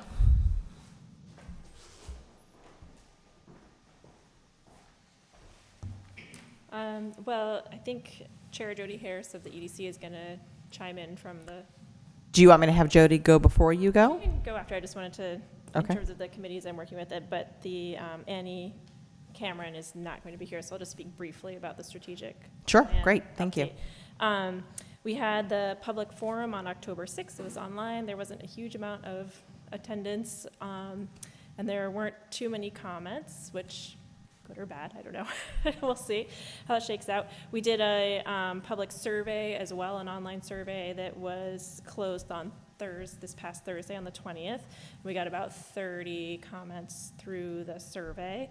And then this Thursday, the 27th, the Strategic Planning Committee will have a meeting to kind of go through all the comments and questions that were received through the survey and the public meeting, and start to work towards the final plan, which they are hoping to present at the November 7th Board of Selectmen meeting. And I know there was other discussion about what was going on with some of the other goals, so I think Annie will kind of work on making sure that some of those concerns are discussed at the upcoming meeting. I think the next selectmen's meeting is on the 14th, though. I don't think there's one on the 7th. Oh, Correct. So, yeah. my mistake, sorry. Thanks, Brendan. So that's it for the Strategic Planning Committee. I've been working on the annual report for Green Communities along with the help of many people here. That's just an annual report that we have to submit about our energy usage for the year in order to remain enrolled in the Green Communities program, which has provided us with a lot of funding for energy efficiency programs and cost-saving programs for town facilities. And I also should have news upcoming soon about several other economic recovery grants that we applied for and are hearing about this fall. Great. Thank you, Dana. Chair Harris, Dana mentioned the EDC. Would you like to give your report next? Sure. So, as we already discussed, we have the 4 warrant articles on fall town meeting. And one of the things I think is really important that we haven't discussed yet is that, I don't know if Jeff Soulard's in the room, but our meals tax and our short-term rental tax came in quite high. I believe it's over $300,000. So historically, we have targeted some money to help businesses to do some advertising and promotion.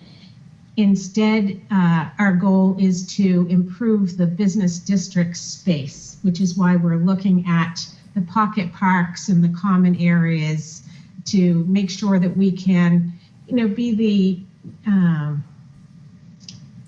the people who take care of the space and let the businesses take care of their top and bottom lines, but create some placemaking and some wayfinding by way of historic lighting and plantings and banners on signs. So some of that money will flow through to free cash and isn't included in the budget. In fact, a lot of it. So that's, I think, where the money's coming from. And I like to tie those things together because I think it's important for taxpayers to know where the revenue was generated from.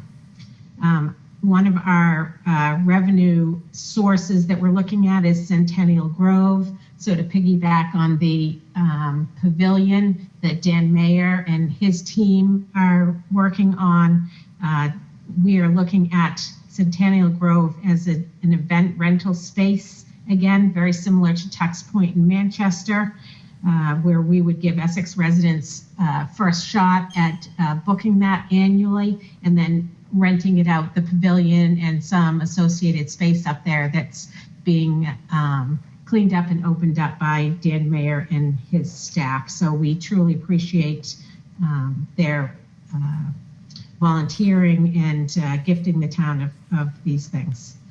We recently at our meeting discussed 30 Apple Street at our economic development meeting, and we voted unanimously to recommend to the Board of Selectmen to purchase the property with various scenarios in mind. Of course, access to the transfer station and the highway department are key in case of a culvert issue, but also there's some great possibility there for maybe over 55 housing or affordable housing. At any rate, it's an important property that I think the town, our board felt that the town shouldn't give up that right, and for $100,000 an acre would be a good investment. And of course, we continue to work on our plan for the guide to doing business in Essex, which will be probably a year-long project to look at all of the permitting processes and a roadmap for new and existing businesses to move their businesses forward. That's it for now. Thank you, Jody. Does anybody have questions? No? I also see Julie Schofield on the line with us this evening. Julie is the chair of the Open Space Committee. Julie, do you have anything that you'd like to add this evening?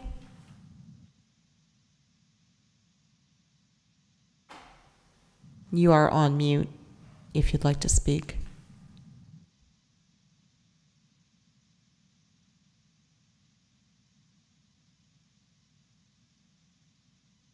Okay. Back to the room. Jeff.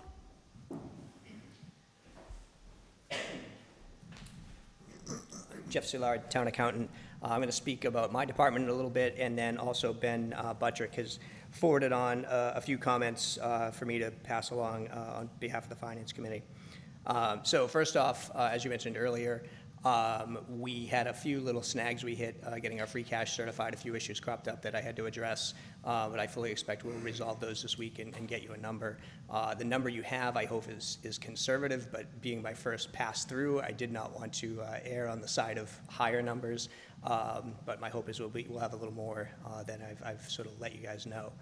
On a related note, we are, I think, closing in on hiring an assistant in the accounting department. It's been about a year since our assistant Brooke became the treasurer, so it will be nice to get someone in to absorb some of those hours and some of those responsibilities. Hard to believe we're preparing for fall town meeting, and then also it's almost time to start the budget season process over again. So that's sort of where the focus in our office is, the town accountant's office.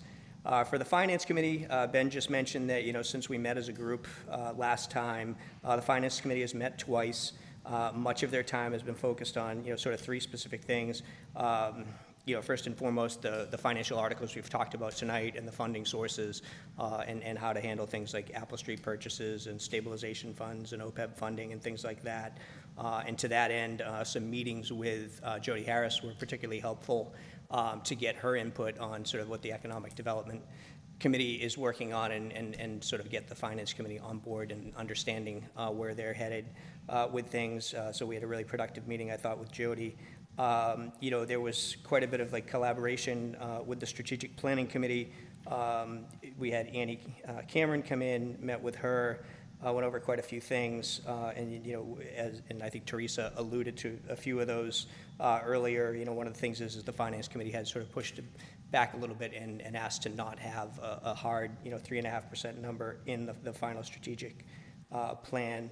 And then Ben, goes on to talk about, he's involved in the meetings with the collaboration meetings with the district, and just kind of giving an update on that the trend continues, that Essex numbers are going up in terms of students, versus Manchester, and with the school facing a strategic or a structural deficit and inflation and everything, obviously we're on board understanding that, it's going to be a difficult, challenging year, but, I think it's a good sign that, these collaboration groups are meeting and addressing these problems, head on as best they can.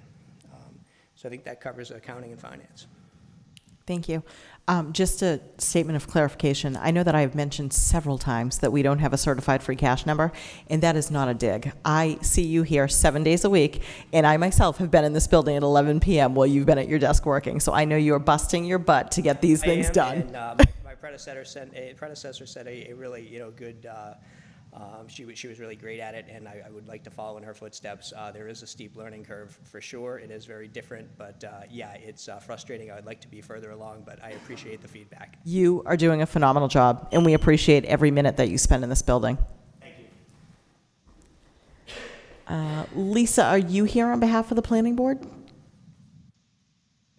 Yep. Vice Chair, I'm filling in for Kim this evening. Planning board doesn't have much to report. Right now, we've been in a holding pattern, but the holding pattern ended today, which, as you know, we got this amazing grant, $75,000, and I believe MAPC is going to match $20,000, right? It's 15, so it'll be a total of $90,000. Okay, total of 90, but still, that's an amazing boon for a small community like us to be able to make some meaningful changes to our zoning bylaw and start to explore the idea of districts. And I think That said, before this all kicks off, it would be very appropriate for Planning Board and the Board of Selectmen to sit down together and sort of have a high-level strategic plan on what we want to accomplish with this effort. There's a lot of ways this could go. We want to make sure that the town's goals are met and not necessarily have a state organization drive our process. Enough said on that. As you know, we have a new member in Simone Early, replacing Wes, who has left Planning Board after, I don't know, half a lifetime of being on it. And he's now on the Board of Public Works. And we'll also be meeting with you guys in 3 weeks to fill Skip's spot for the remainder of his term, which ends next May. So this May we'll have elections for 2 5-year spots and 1 1-year spot. And in that time, before then, hopefully we've made a lot of progress already with MAPC working on some of this stuff, because we have, before the moratorium expires in January of 2024, we have annual town meeting next May, and then fall town meeting a year from now to present some really meaningful changes to the town, and obviously do a lot of outreach and teaching before we get there. The only other sort of housekeeping thing is that with Wes stepping off the board, Shelley has taken over his position on the Economic Development Committee. I've taken over his spot on the Strategic Planning Committee. As you know, we've also nominated Shelley to be our representative to the Affordable Housing Trust, as she served on the Housing Coalition from the time she got on Planning Board a couple of years ago. And Kim continues to represent the Planning Board on the Community Preservation Committee, because that didn't change. So, thank you. Thank you so much. Julie Schofield, I called on you on the phone, and I feel like this is an April Fool's joke. You're still online, yet I see you sitting in the audience. So. Yeah. So welcome in person. Thank you. Do you have a report from the Open Space Committee? Okay, thank you. Erin Kirchner, Board of Health.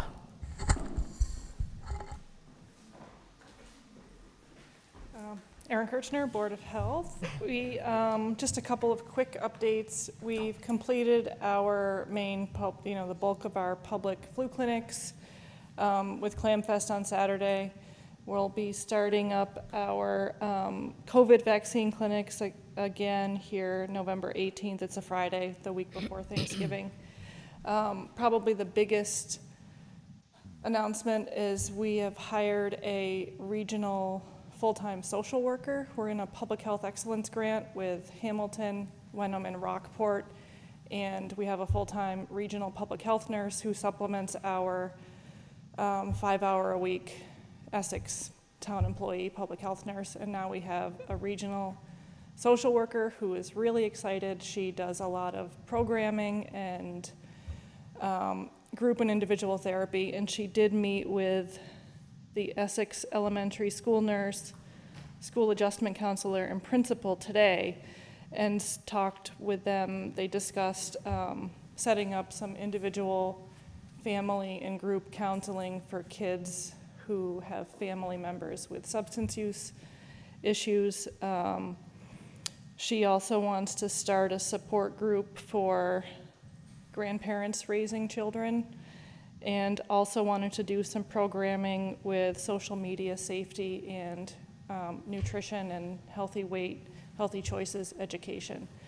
The complicated thing, or I guess not complicated, but the odd thing is that Manchester is not part of this regional grant. So any work that we do in the schools or with the school age kids and families would be specific to Essex Elementary School. But otherwise, that's it. She's super excited. She's an Essex resident. Jessie Palm, I don't know if you know her, Jessie Perigo Palm. She's really super enthusiastic, and it's a multi-year grant, so I think she's going to do a lot of good stuff in town. Great. That's it. Thank you, Thanks. Erin.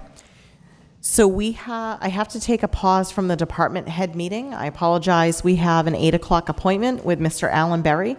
Alan, if you want to join us at the podium. Mr. Berry is one of the owners of CP Berry Residences LLC, and he's here this evening to represent himself and Jeff Novak of Novak Properties LLC. They are the current purchase and sale holders for 30 Apple Street, which we all know is the old BJ Fry farm. So the 11.5 acres that has no structures on it. And the agenda item is a proposal from the potential private buyer of 30 Apple Street to provide the town with certain rights of access across the property in exchange for the town's waiver of its right of first refusal concerning this property. So Mr. Berry is going to just kind of review what they're proposing to the town in hopes that we would give up our first right of refusal. Okay, I'm assuming that you all have the letter that Brad sent. Okay. We do. So I won't reread it, but I'll kind of go over the main points. We're offering as an alternative to buying that the town can, as long as they maintain Landing Road and the culvert, that they can use, the new development on 30 Apple Street as access for not as a primary but temporary. The access would be from through the new road and then from the cul-de-sac into the town property.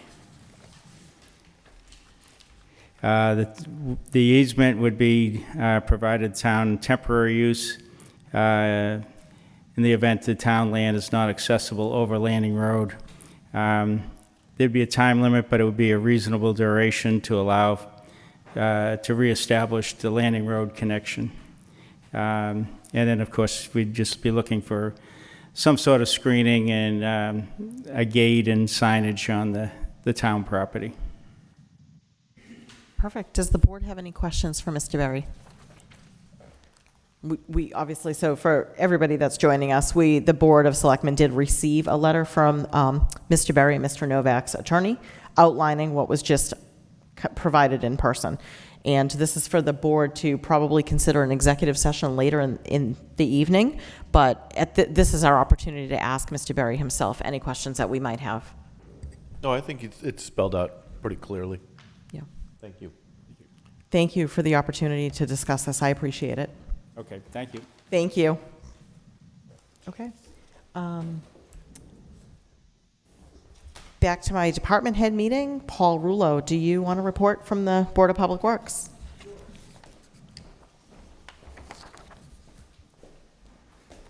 Paul Rulo, Chair, DPW. 3 items. Thank you for your help on the transfer station financial issues. It's a big additional money that we're going to need for the town, so we appreciate the town meetings that you had. And in addition to the meetings that the Select Board had, we also had, it was always on the agenda at DPW, so there was plenty of opportunity for the public to make comments on it over the last few months. 2, we plow bids for this upcoming winter. We've received bids. We have, in addition to town employees and town equipment plowing the snow, we also have contracts with 4 vendors. We have 4 routes that we try to fill with outside vendors. We had a hard time filling those vendors. Our superintendent is able to provide adequate coverage, but to let you know that every year it's getting more difficult to find contractors to plow snow. It's a typical problem throughout the state, and so bring that to your attention. Also, we've gotten comments from DEP over the years about general public at the water treatment plant. So from a public safety standpoint and security standpoint. So we have in year 2025, DPW has a active construction contract at the water treatment plant to make repairs and rehabilitation. So I think over the next couple of years, there are going to be some administrative changes to try to reduce the amount of people at the plant. So we need to try to absolutely prevent them from coming to the plant by 2025 because of the construction contract. But there'll be some administrative changes along the line, mostly for paying bills and interaction for water bills and stickers. So we'll try to implement something over the next year or so on that. That's all I have to say. Thank you. Thank you, Paul. Is there anybody else on the line that's a department head or doing a report for a specific department? I don't recognize all of the numbers. Okay, not hearing anybody on the line. Is there anybody else in the room that's representing a department this evening? No. Okay, then I will close the department head meeting. Thank you all for your patience and for joining us. And if anybody would like to leave, feel free, and you're welcome to stay. Okay, I will entertain a motion to approve the weekly warrant in the amount of $224,114.93. So moved. Second. All those in favor? Aye. Aye. You want me to do this one? Please. I will entertain a motion to exempt from Section 20, Chapter 268A of the general laws, the contracts in the amounts for the individuals listed below contained within the 10/13/2020 warrant pursuant to subsection D of said section. So moved and second. All those in favor? Aye. Aye. And I will be recusing. I will entertain a motion to approve the minutes for the Selectmen's October 3rd, 2022 open meeting and executive session. So moved. Second. All those in favor? Aye. Aye. Aye. I will entertain a motion to vote to ratify the chairman's signature on the contract for the legislative earmark in the amount of $12,500 for green crab trapping. So moved. Second. All those in favor? Aye. Aye. Aye. I will entertain a motion to vote to approve and sign the warrant for 2022 state election on 11/8/2022. So moved. Second. All those in favor? Aye. Aye. Aye. I will entertain a motion to consider the annual request for the Essex Lions Club to hold their Turkey Trot event on Sunday, November 20th, 2022. So moved. Second. All those in favor? Aye. Aye. Aye. Did we receive the recommendation for Shelley to be appointed from the planning board? We just heard about it, but I don't recall anything coming. So the chair hasn't sent in an official? Not that I can recall. I was away last week, but it would have probably come in by email. Yeah. Okay. So we don't have any official recommendations for the Housing Trust at this point, to the best of my knowledge. I will tell you that I was at the planning board Didn't we meeting. hear from Lisa that that's what they So can we take it? recommended? We don't need it in writing? Is that okay? No, I mean, because you can make an appointment even without their recommendation. Without the recommendation. Okay. So I will entertain a motion to appoint Shelley Bradbury to the Essex Municipal Affordable Housing Trust. So moved. Second. All those in favor? Aye. How many And that's a one-year term, Yeah. just so we know. lots do we have? Yep, so we have the selectmen done, we have the planning board done, housing authority is done, community preservation committee, we're waiting on that, And we're waiting on finance. and finance committee. I will, I will entertain a motion to ratify the planning board's designation of planning board member Shelley Bradbury as the planning board representative to the Economic Development Committee. So moved. Second. All those in favor? Aye. Aye. I will entertain a motion to vote to accept Mike Cataldo's resignation from the Economic Development Committee and consider appointing someone to finish Mike Cataldo's 3-year term expiring on 6/30/2024 on the EDC. Mr. Cataldo is currently an at-large member. So I will entertain the motion to accept his resignation first. So moved. Second. All those in favor? Aye. Aye.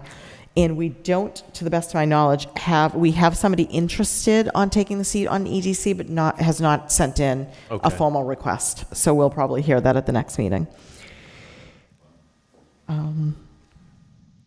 The next agenda item is to consider whether one additional memorial bench and/or memorial picnic table should be authorized along the river at Canomo Point. I think we've decided that was the case. Yeah. I was surprised this was on. I thought we I had done think, that. I think folks said you were going to take another look or something at the last meeting. Yeah. So I've been down, and I'm fine with Peter's recommendation. Sure. So moved. Second. All those in favor? Aye. Aye. Aye. So you were going to come up with a process for determining who, Who gets the last? because there are multiple people. Oh, have we interested. actually heard from people at this point? Well, let me tell you, hold on. Oh, boy. coin? Yeah. Okay, so I see Ida is here today. She's one person that's requesting. In the past, we had a request from a Marissa Donlin. Did you see these? We had a request from Jim Haskell, from Bill Taylor, and Mary Mears, as well as the request from Ida and Tink Doan. So I have 5 in front of us. And if you're looking at the order of them, try to get the dates, because these were all collected when the board put kind of a moratorium on it. Marissa Donlin came in February 6, 2018. Then Jim Haskell was also in 2018, but I've noted it was the second request. Mary Mears, also 2018, but the third request.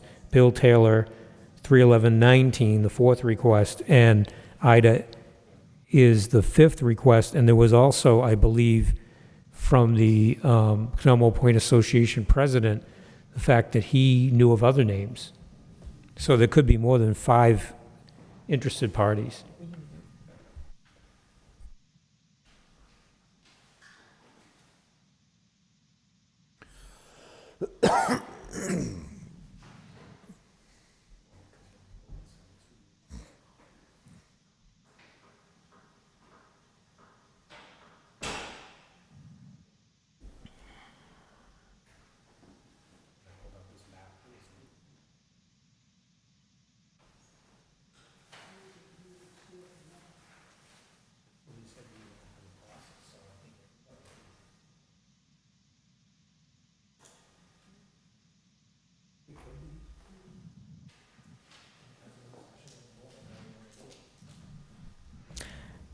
Sorry. I was just expressing that I was unaware that there were so many people interested in doing a bench, so it puts us at a little bit of a disadvantage. I thought granting 1 bench and 2 picnic tables was going to be... And that there are a number of them that have been in place for quite Right. some And that's time. if those people still Still are interested. want to, and I don't know. Yeah, interesting. So is the Ferris way first come, first serve? I don't know. I don't know if the fairest way is first come, first serve, because we had a situation where then somebody jumped the line. So at this point, we're at, like Guy says, we're at a disadvantage. I don't know if we put the names in a hat and draw it. I don't know if that's too simplistic. I don't know what we do. That's what I'd recommend. I mean, at this point, we have the opportunity for 1 bench and 2 picnic tables, is what we said. Right. So we have 3 spaces. We could take the names, put them in a hat, and draw the first one for a bench and the next 2 for picnic tables. And Well, if they're not interested, we move to the next. Okay, because some of them may not want a picnic table. Right. Yeah, so, yeah, I guess do that. Unless you have other suggestions. Put them in a hat. The first one gets picked out. That person gets to choose what they want. If that It happens leaves to the be remaining. the second person says, well, that's what I wanted. Well, do you want one of the other 2 or not? So let me find out, first of all, whether some of these people on the list are still even interested. And talk to the president of the association about other names that you might be aware of, so you have the whole universe of names, and then can bring it back to the board. Sure. Okay. Ida, I know that you're in the room this evening and you've waited very patiently for the entire meeting. If you'd like to come to the podium, I see that your hand went up, or somebody in that vicinity, their hand went up. Darlene, would you like to join us for a moment?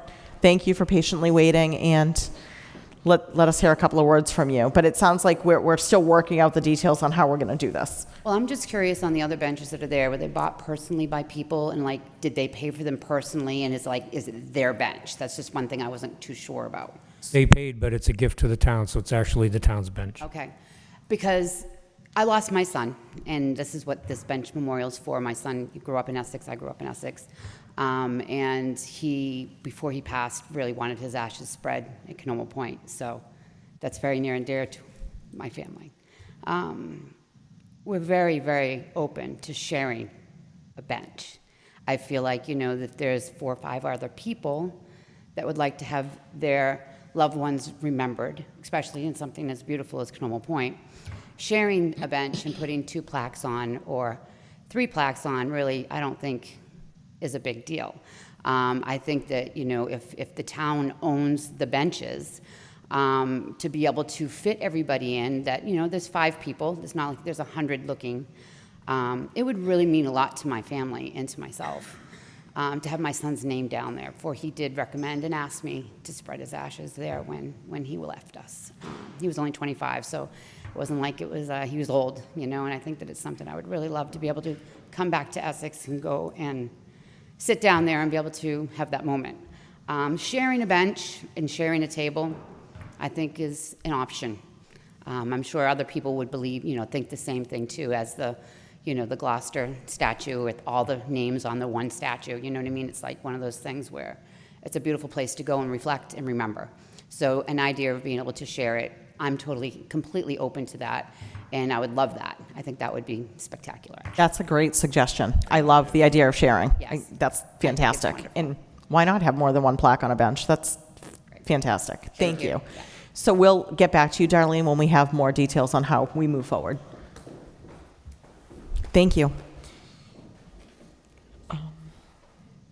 Discuss the correspondence from Attorney Dennis Murphy of Hill Law, representing more than 10 Essex residents, indicating that the residents intend to file a lawsuit.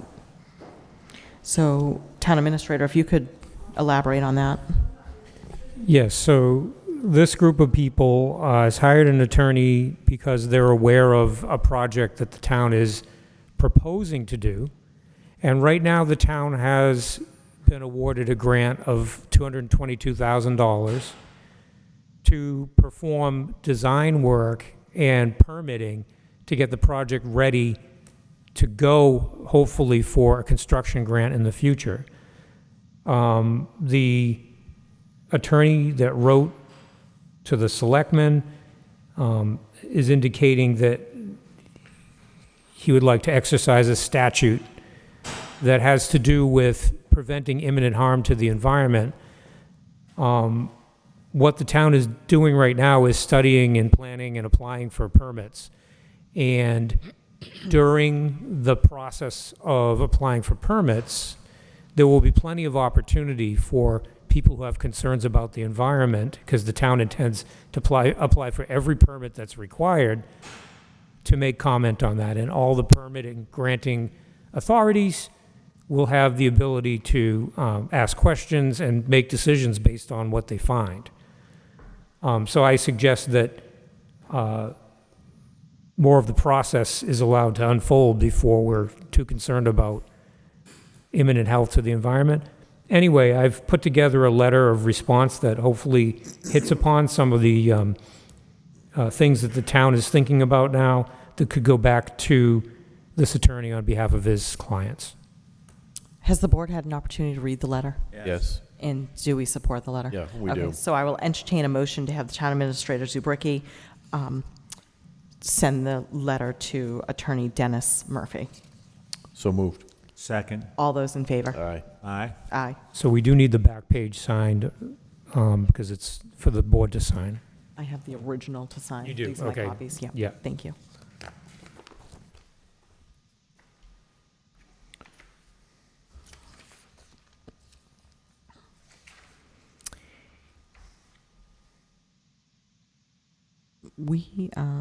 Let's see. I'm going to leave the Fry property for executive session.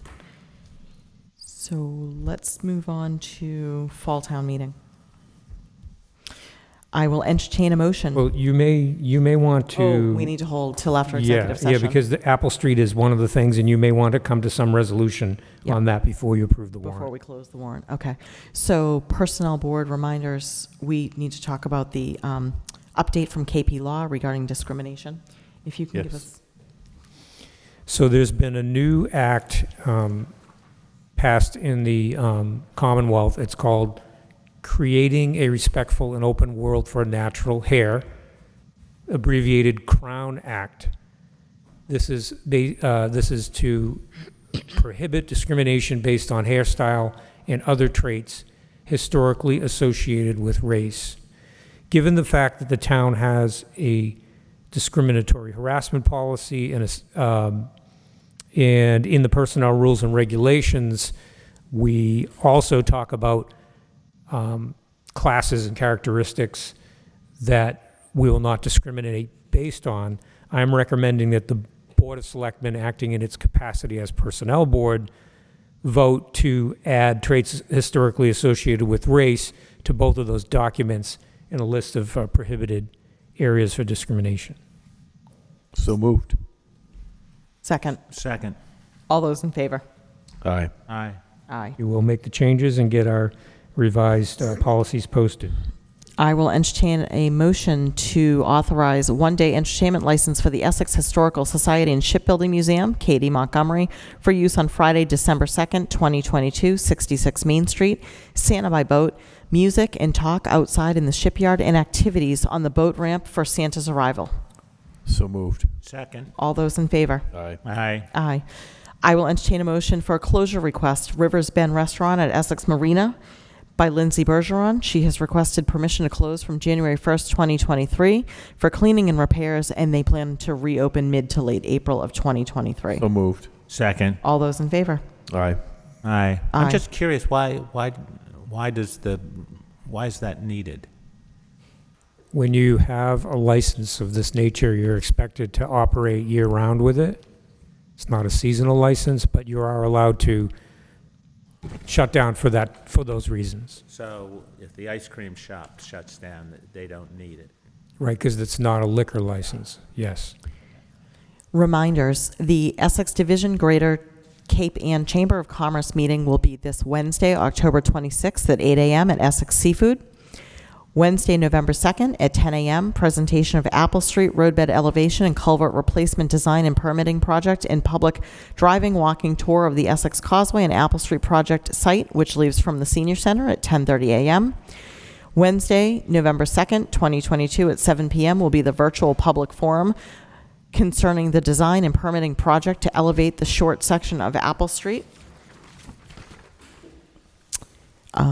Apple Street roadbed to replace the substandard drainage and culvert with a stream crossing under the road that meets Massachusetts stream crossing standards. Ales for ALS, Nathan Woodman, for use on Saturday, November 5th, 2022, between the hours of 1 p.m. and 9 p.m. within the confines of Centennial Grove. The next regular Board of Selectmen's meeting will take place on Monday, November 14th, 2022 at 6 p.m. That will be in the Teachers Lounge at the Essex Elementary School, 12 Story Street. Fall Town Meeting will take place on Monday, November 14th, 2022 at 7:30 p.m. at the Essex Elementary School in the gymnasium at 12 Story Street. Just a notice that the Board of Selectmen will be meeting jointly with the Planning Board on Monday, November 14th, 2022 at 6 p.m. in the Teachers Lounge at the Essex Elementary School to consider nominations for and to vote with the remaining members of the Planning Board on appointing a successor to Skip Crocker, who's resigning from the Planning Board effective December 8th, 2022, all in accordance with Section 11 of Chapter 41 of the General Laws. So before we move into executive session, I'm going to see if there's any public comment so that people do not have to wait for us to return from executive session. Just please state your name and address for the record. Of course. Good evening. My name is Priscilla Malbuff. I'm at 28 Apple Street. I'm interested to know the rationale for going into executive session. I'm happy to do it. So as you heard at 8 o'clock, we had an appointment with Alan Berry, who is the holder of the purchase and sales agreement for 30 Apple Street property. And they're presenting us with an alternative option to the town buying the property. So that's something that the board can discuss in executive session. What's the rationale for the executive session? In other words, you can't just call an executive session. It's got to be for a specific reason. Yes, so the purchase of real estate is a purpose that is reserved in the open meeting law for discussion in executive session. That's been duly noticed on the board's agenda tonight. Right, but we're not talking about purchase. We're talking about relinquishing of a right of first refusal. It's the purchase, interest in. I mean, I can go get the whole thing if you need that, but What's the whole thing? all the purposes surrounding real estate. Okay. Yeah, okay. I'll be right back. Sure. Thank you. Thank you very much. I really appreciate it. I'm going to hit the restroom then. We're going to take a brief recess. Okay.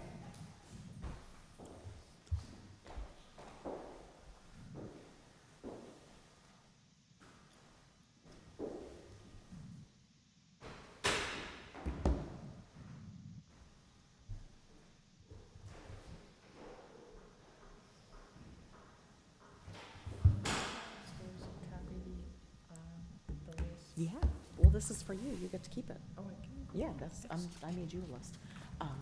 Just disregard, I was highlighting questions I had, so just disregard that. Just give me the back if you want. Sure. That's for you. Read that. What? Sure. No, it doesn't matter. We can stay live and on camera. Okay. It's not a problem. We're just talking about attendance. Thank you. Can you read everybody? Right. So, Because I don't know who's. okay, so this was originally on the phone, but then Priscilla joined us in the room. So she was online, but now she's here. And then Tina's on the phone, Jody. I don't know her. She's the attorney. I'm sorry, she's the realtor for 30 Apple Street. Nina, Sarah. She's Chamber. Simone, I don't know who this is. And then Antonella. They're all on the phone, but Priscilla came in. And then this was everybody in the room except ignore this, because then I figured out who they were. They were these two. You are amazing. Okay? Yep, thank you. I don't think I know.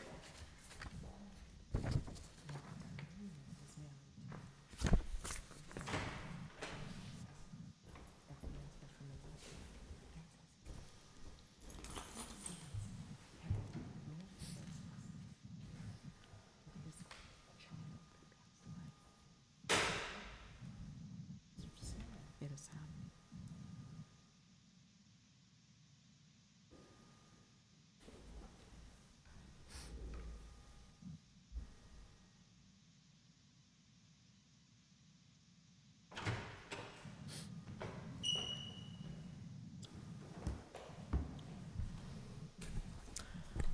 Okay, and our recess has ended. So it's exception 6 in the open meeting law for reasons to go into executive session, to consider the purchase, exchange, lease, or value of real property. Now, the board, Well, there's more in that paragraph, isn't there? no, not that I know of. What do you have, what do you suggest is additional? What I found was that it says, if the chair declare, the exchange, lease, or value of real property, if the chair declares Exactly. Well, yeah, but you asked what the purposes were. to consider the purchase, exchange, lease, or value Of real property. of real property, if the chair declares that an open meeting may have a detrimental effect on the negotiating position. Which is what that will be in the motion. When the board goes into executive session, all of that wording is in the motion. So what is being negotiated? In other Well, words, remember at the last Board of Selectmen meeting, a vote was taken to exercise the right of first refusal, recognizing that that's got to go to town meeting. No vote was taken to No vote was exercise taken. such. No. So the Board of Selectmen did not decide to pursue the exercise of a right They of first. decided on it that they would leave a draft article to do that on the warrant, but they did not take a vote to exercise or do anything with the right of first refusal at that meeting. Okay, so I guess then my question is, what is being negotiated? If the Board of Selectmen isn't in a position to make a decision regarding whether or not the right of first refusal is going to be exercised, then I'm not sure what's... I believe they'll be in a position to do so after they have the executive session to discuss the matter. As you know, at this meeting, a proposal was provided by the developer with some other options that the selectmen could consider. And that has to be obviously considered against something they have in hand by law right now, if they choose to exercise that, which would be to move forward and go to the town to exercise the right of first refusal. So- That certainly has to do with the purchase of real estate. Sure. Okay, so I'm with you so far. So that I have an understanding of what what the Board of Selectmen's role is in the exercise or non-exercise or decision to forfeit or waive. The selectmen could waive that without going to town meeting. So the Board We of can enter into a contract with the developer to waive our right of first refusal and sign into this contract for this easement. Which would have to be contingent on town meeting approving whatever it is you come up with. Right. Yeah. So the board just makes the decision about whether or not it's going to recommend to town meeting to Right, waive the only right- town hold on, meeting. just if I can just finish. Oh, it. so, sorry, go ahead. Faster, okay. So that the Board of Selectmen's role is to decide whether or not it's going to recommend one way or the other to exercise a right of first refusal or not, but the decision ultimately rests at town meeting. as to- Only if you're going forward. The selectmen can waive the right of first refusal without going to town meeting. So you could decide tonight that you're going to waive the right of first refusal during executive session.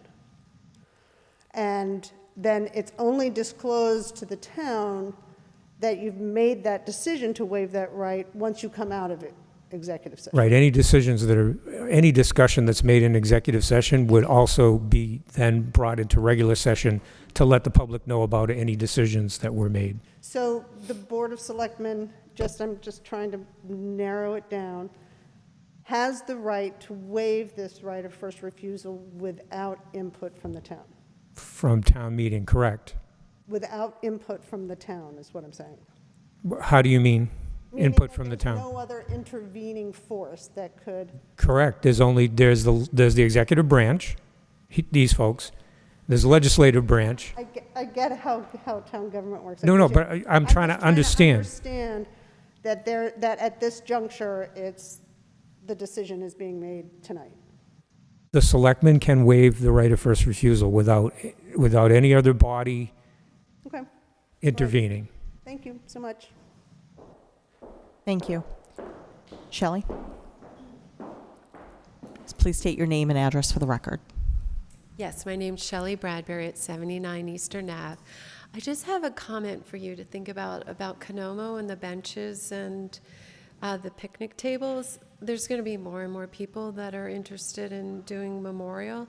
A possibility you might think about is bricks, in an area like where the new area that is built where the benches and everyone watches the sunset, like a 6x6 square of bricks, and then it could be a memorial area that would be very inexpensive, but people could express, instead of having all these signs on benches. Just a thought.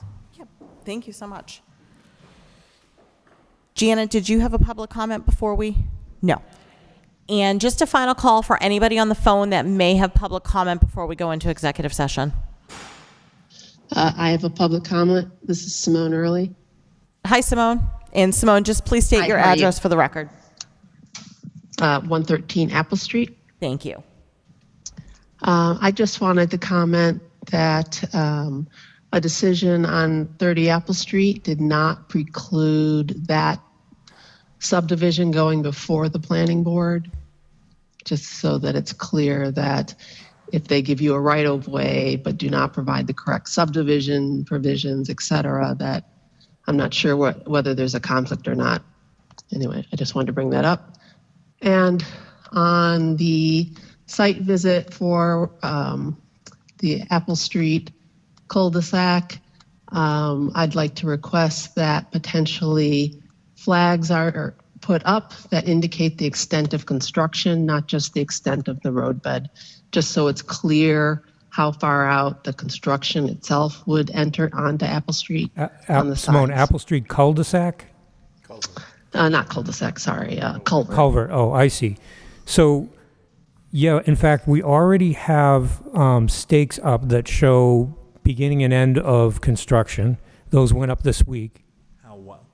How far out, I think is what How far out on the side of the road? 1 foot from either side of the existing pavement. No, that's the road bed, but that's not the extent of construction. In other words, for instance, where would the guardrail yeah, at the site sit? visit, we're going to have our engineer there, and we're going to be pointing those things out, yes. Okay. All right. I think it would probably be a good idea to flag it, but just for clear transparency purposes so that everyone can see it, that would be Well, one thing that coming we've to any gotten is a lot of public complaints forum. about the amount of flagging that's already been done, so we're trying to fit somewhere in the middle there.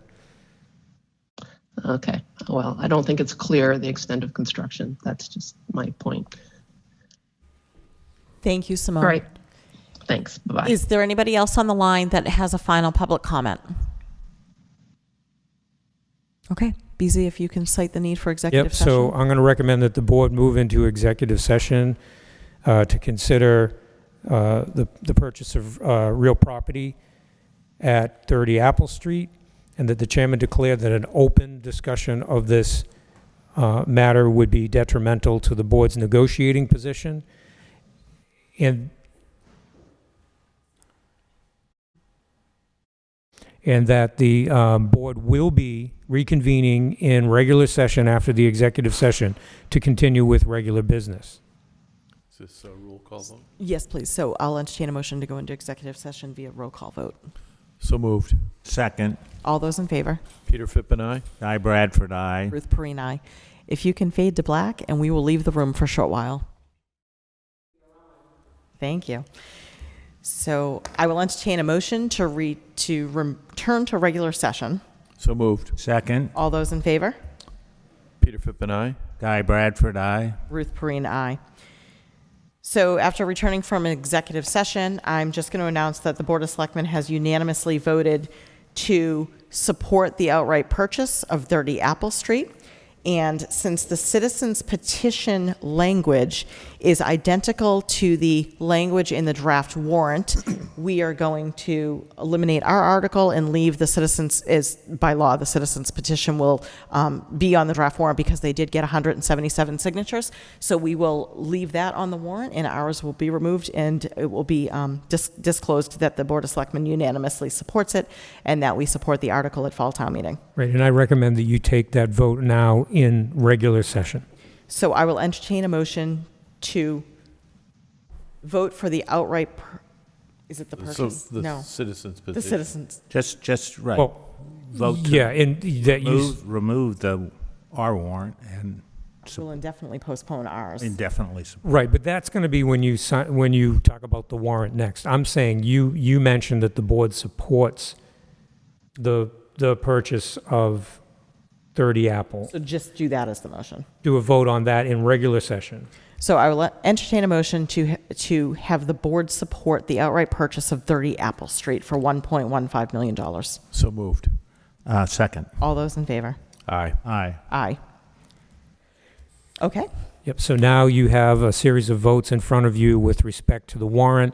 The board did mention that there has been a citizen's petition validated by the town clerk for the outright purchase of 30 Apple Street, and it happens to match the draft language that the board already had on the draft warrant. So rather than having two of the same articles on the warrant, which would be out of order, the board is just supporting the citizen's petition with its identical language. Thank you. I will entertain a motion to vote to hold fall town meeting on Monday, November 14th, 2022 at 7:30 p.m. at the Essex Elementary School. So moved. Second. All those in favor? Aye. Aye.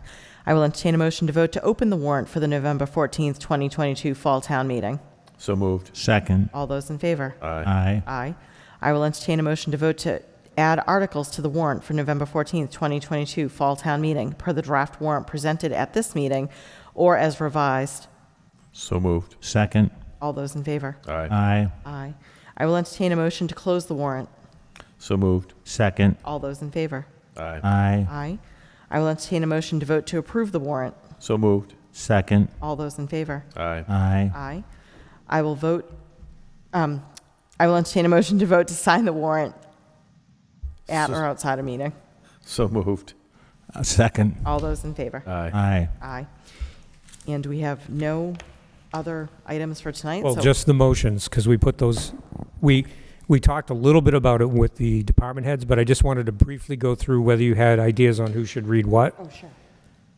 Article 1, the union contract, Ruth was involved with that, so I have her name down.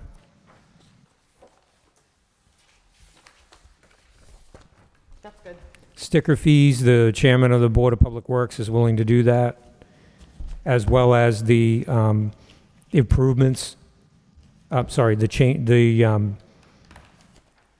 appropriation for 2023 that has to be changed, and the increase would be an additional $55,000 for the solid waste contract and $5,000 for the additional $5,000 for the maintenance line.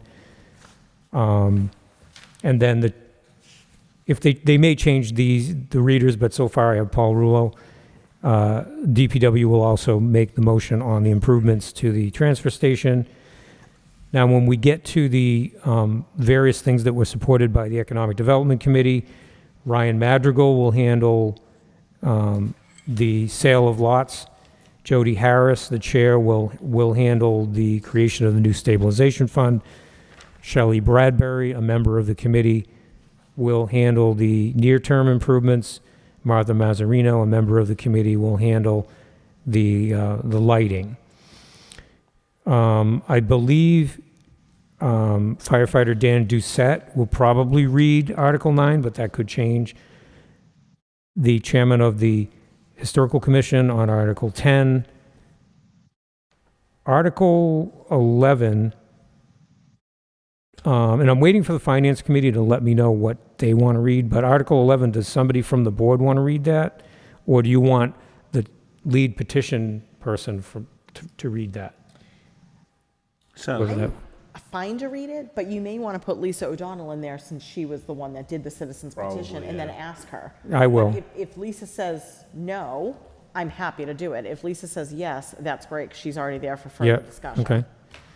Then, so Article- in the article itself, there's no delineation that this is an article that came from a petition, a citizen's petition. No, in fact, whenever we get a petition article, it goes on the warrant, and the selectmen decide where it goes on the warrant, and there's never a... No reference to the fact that it's in any way No, it can different. be mentioned, of course, on the floor, but we never denote one versus the other. And sometimes it's strategic in where we place it on the warrant, which we have that Sure. ability to say, well, we don't want it to be Article 11, we want it to be 20. Sure, no, I get it. But- I was just curious that it's not designated. Yeah, our tradition has differently. never been to Okay. designate that.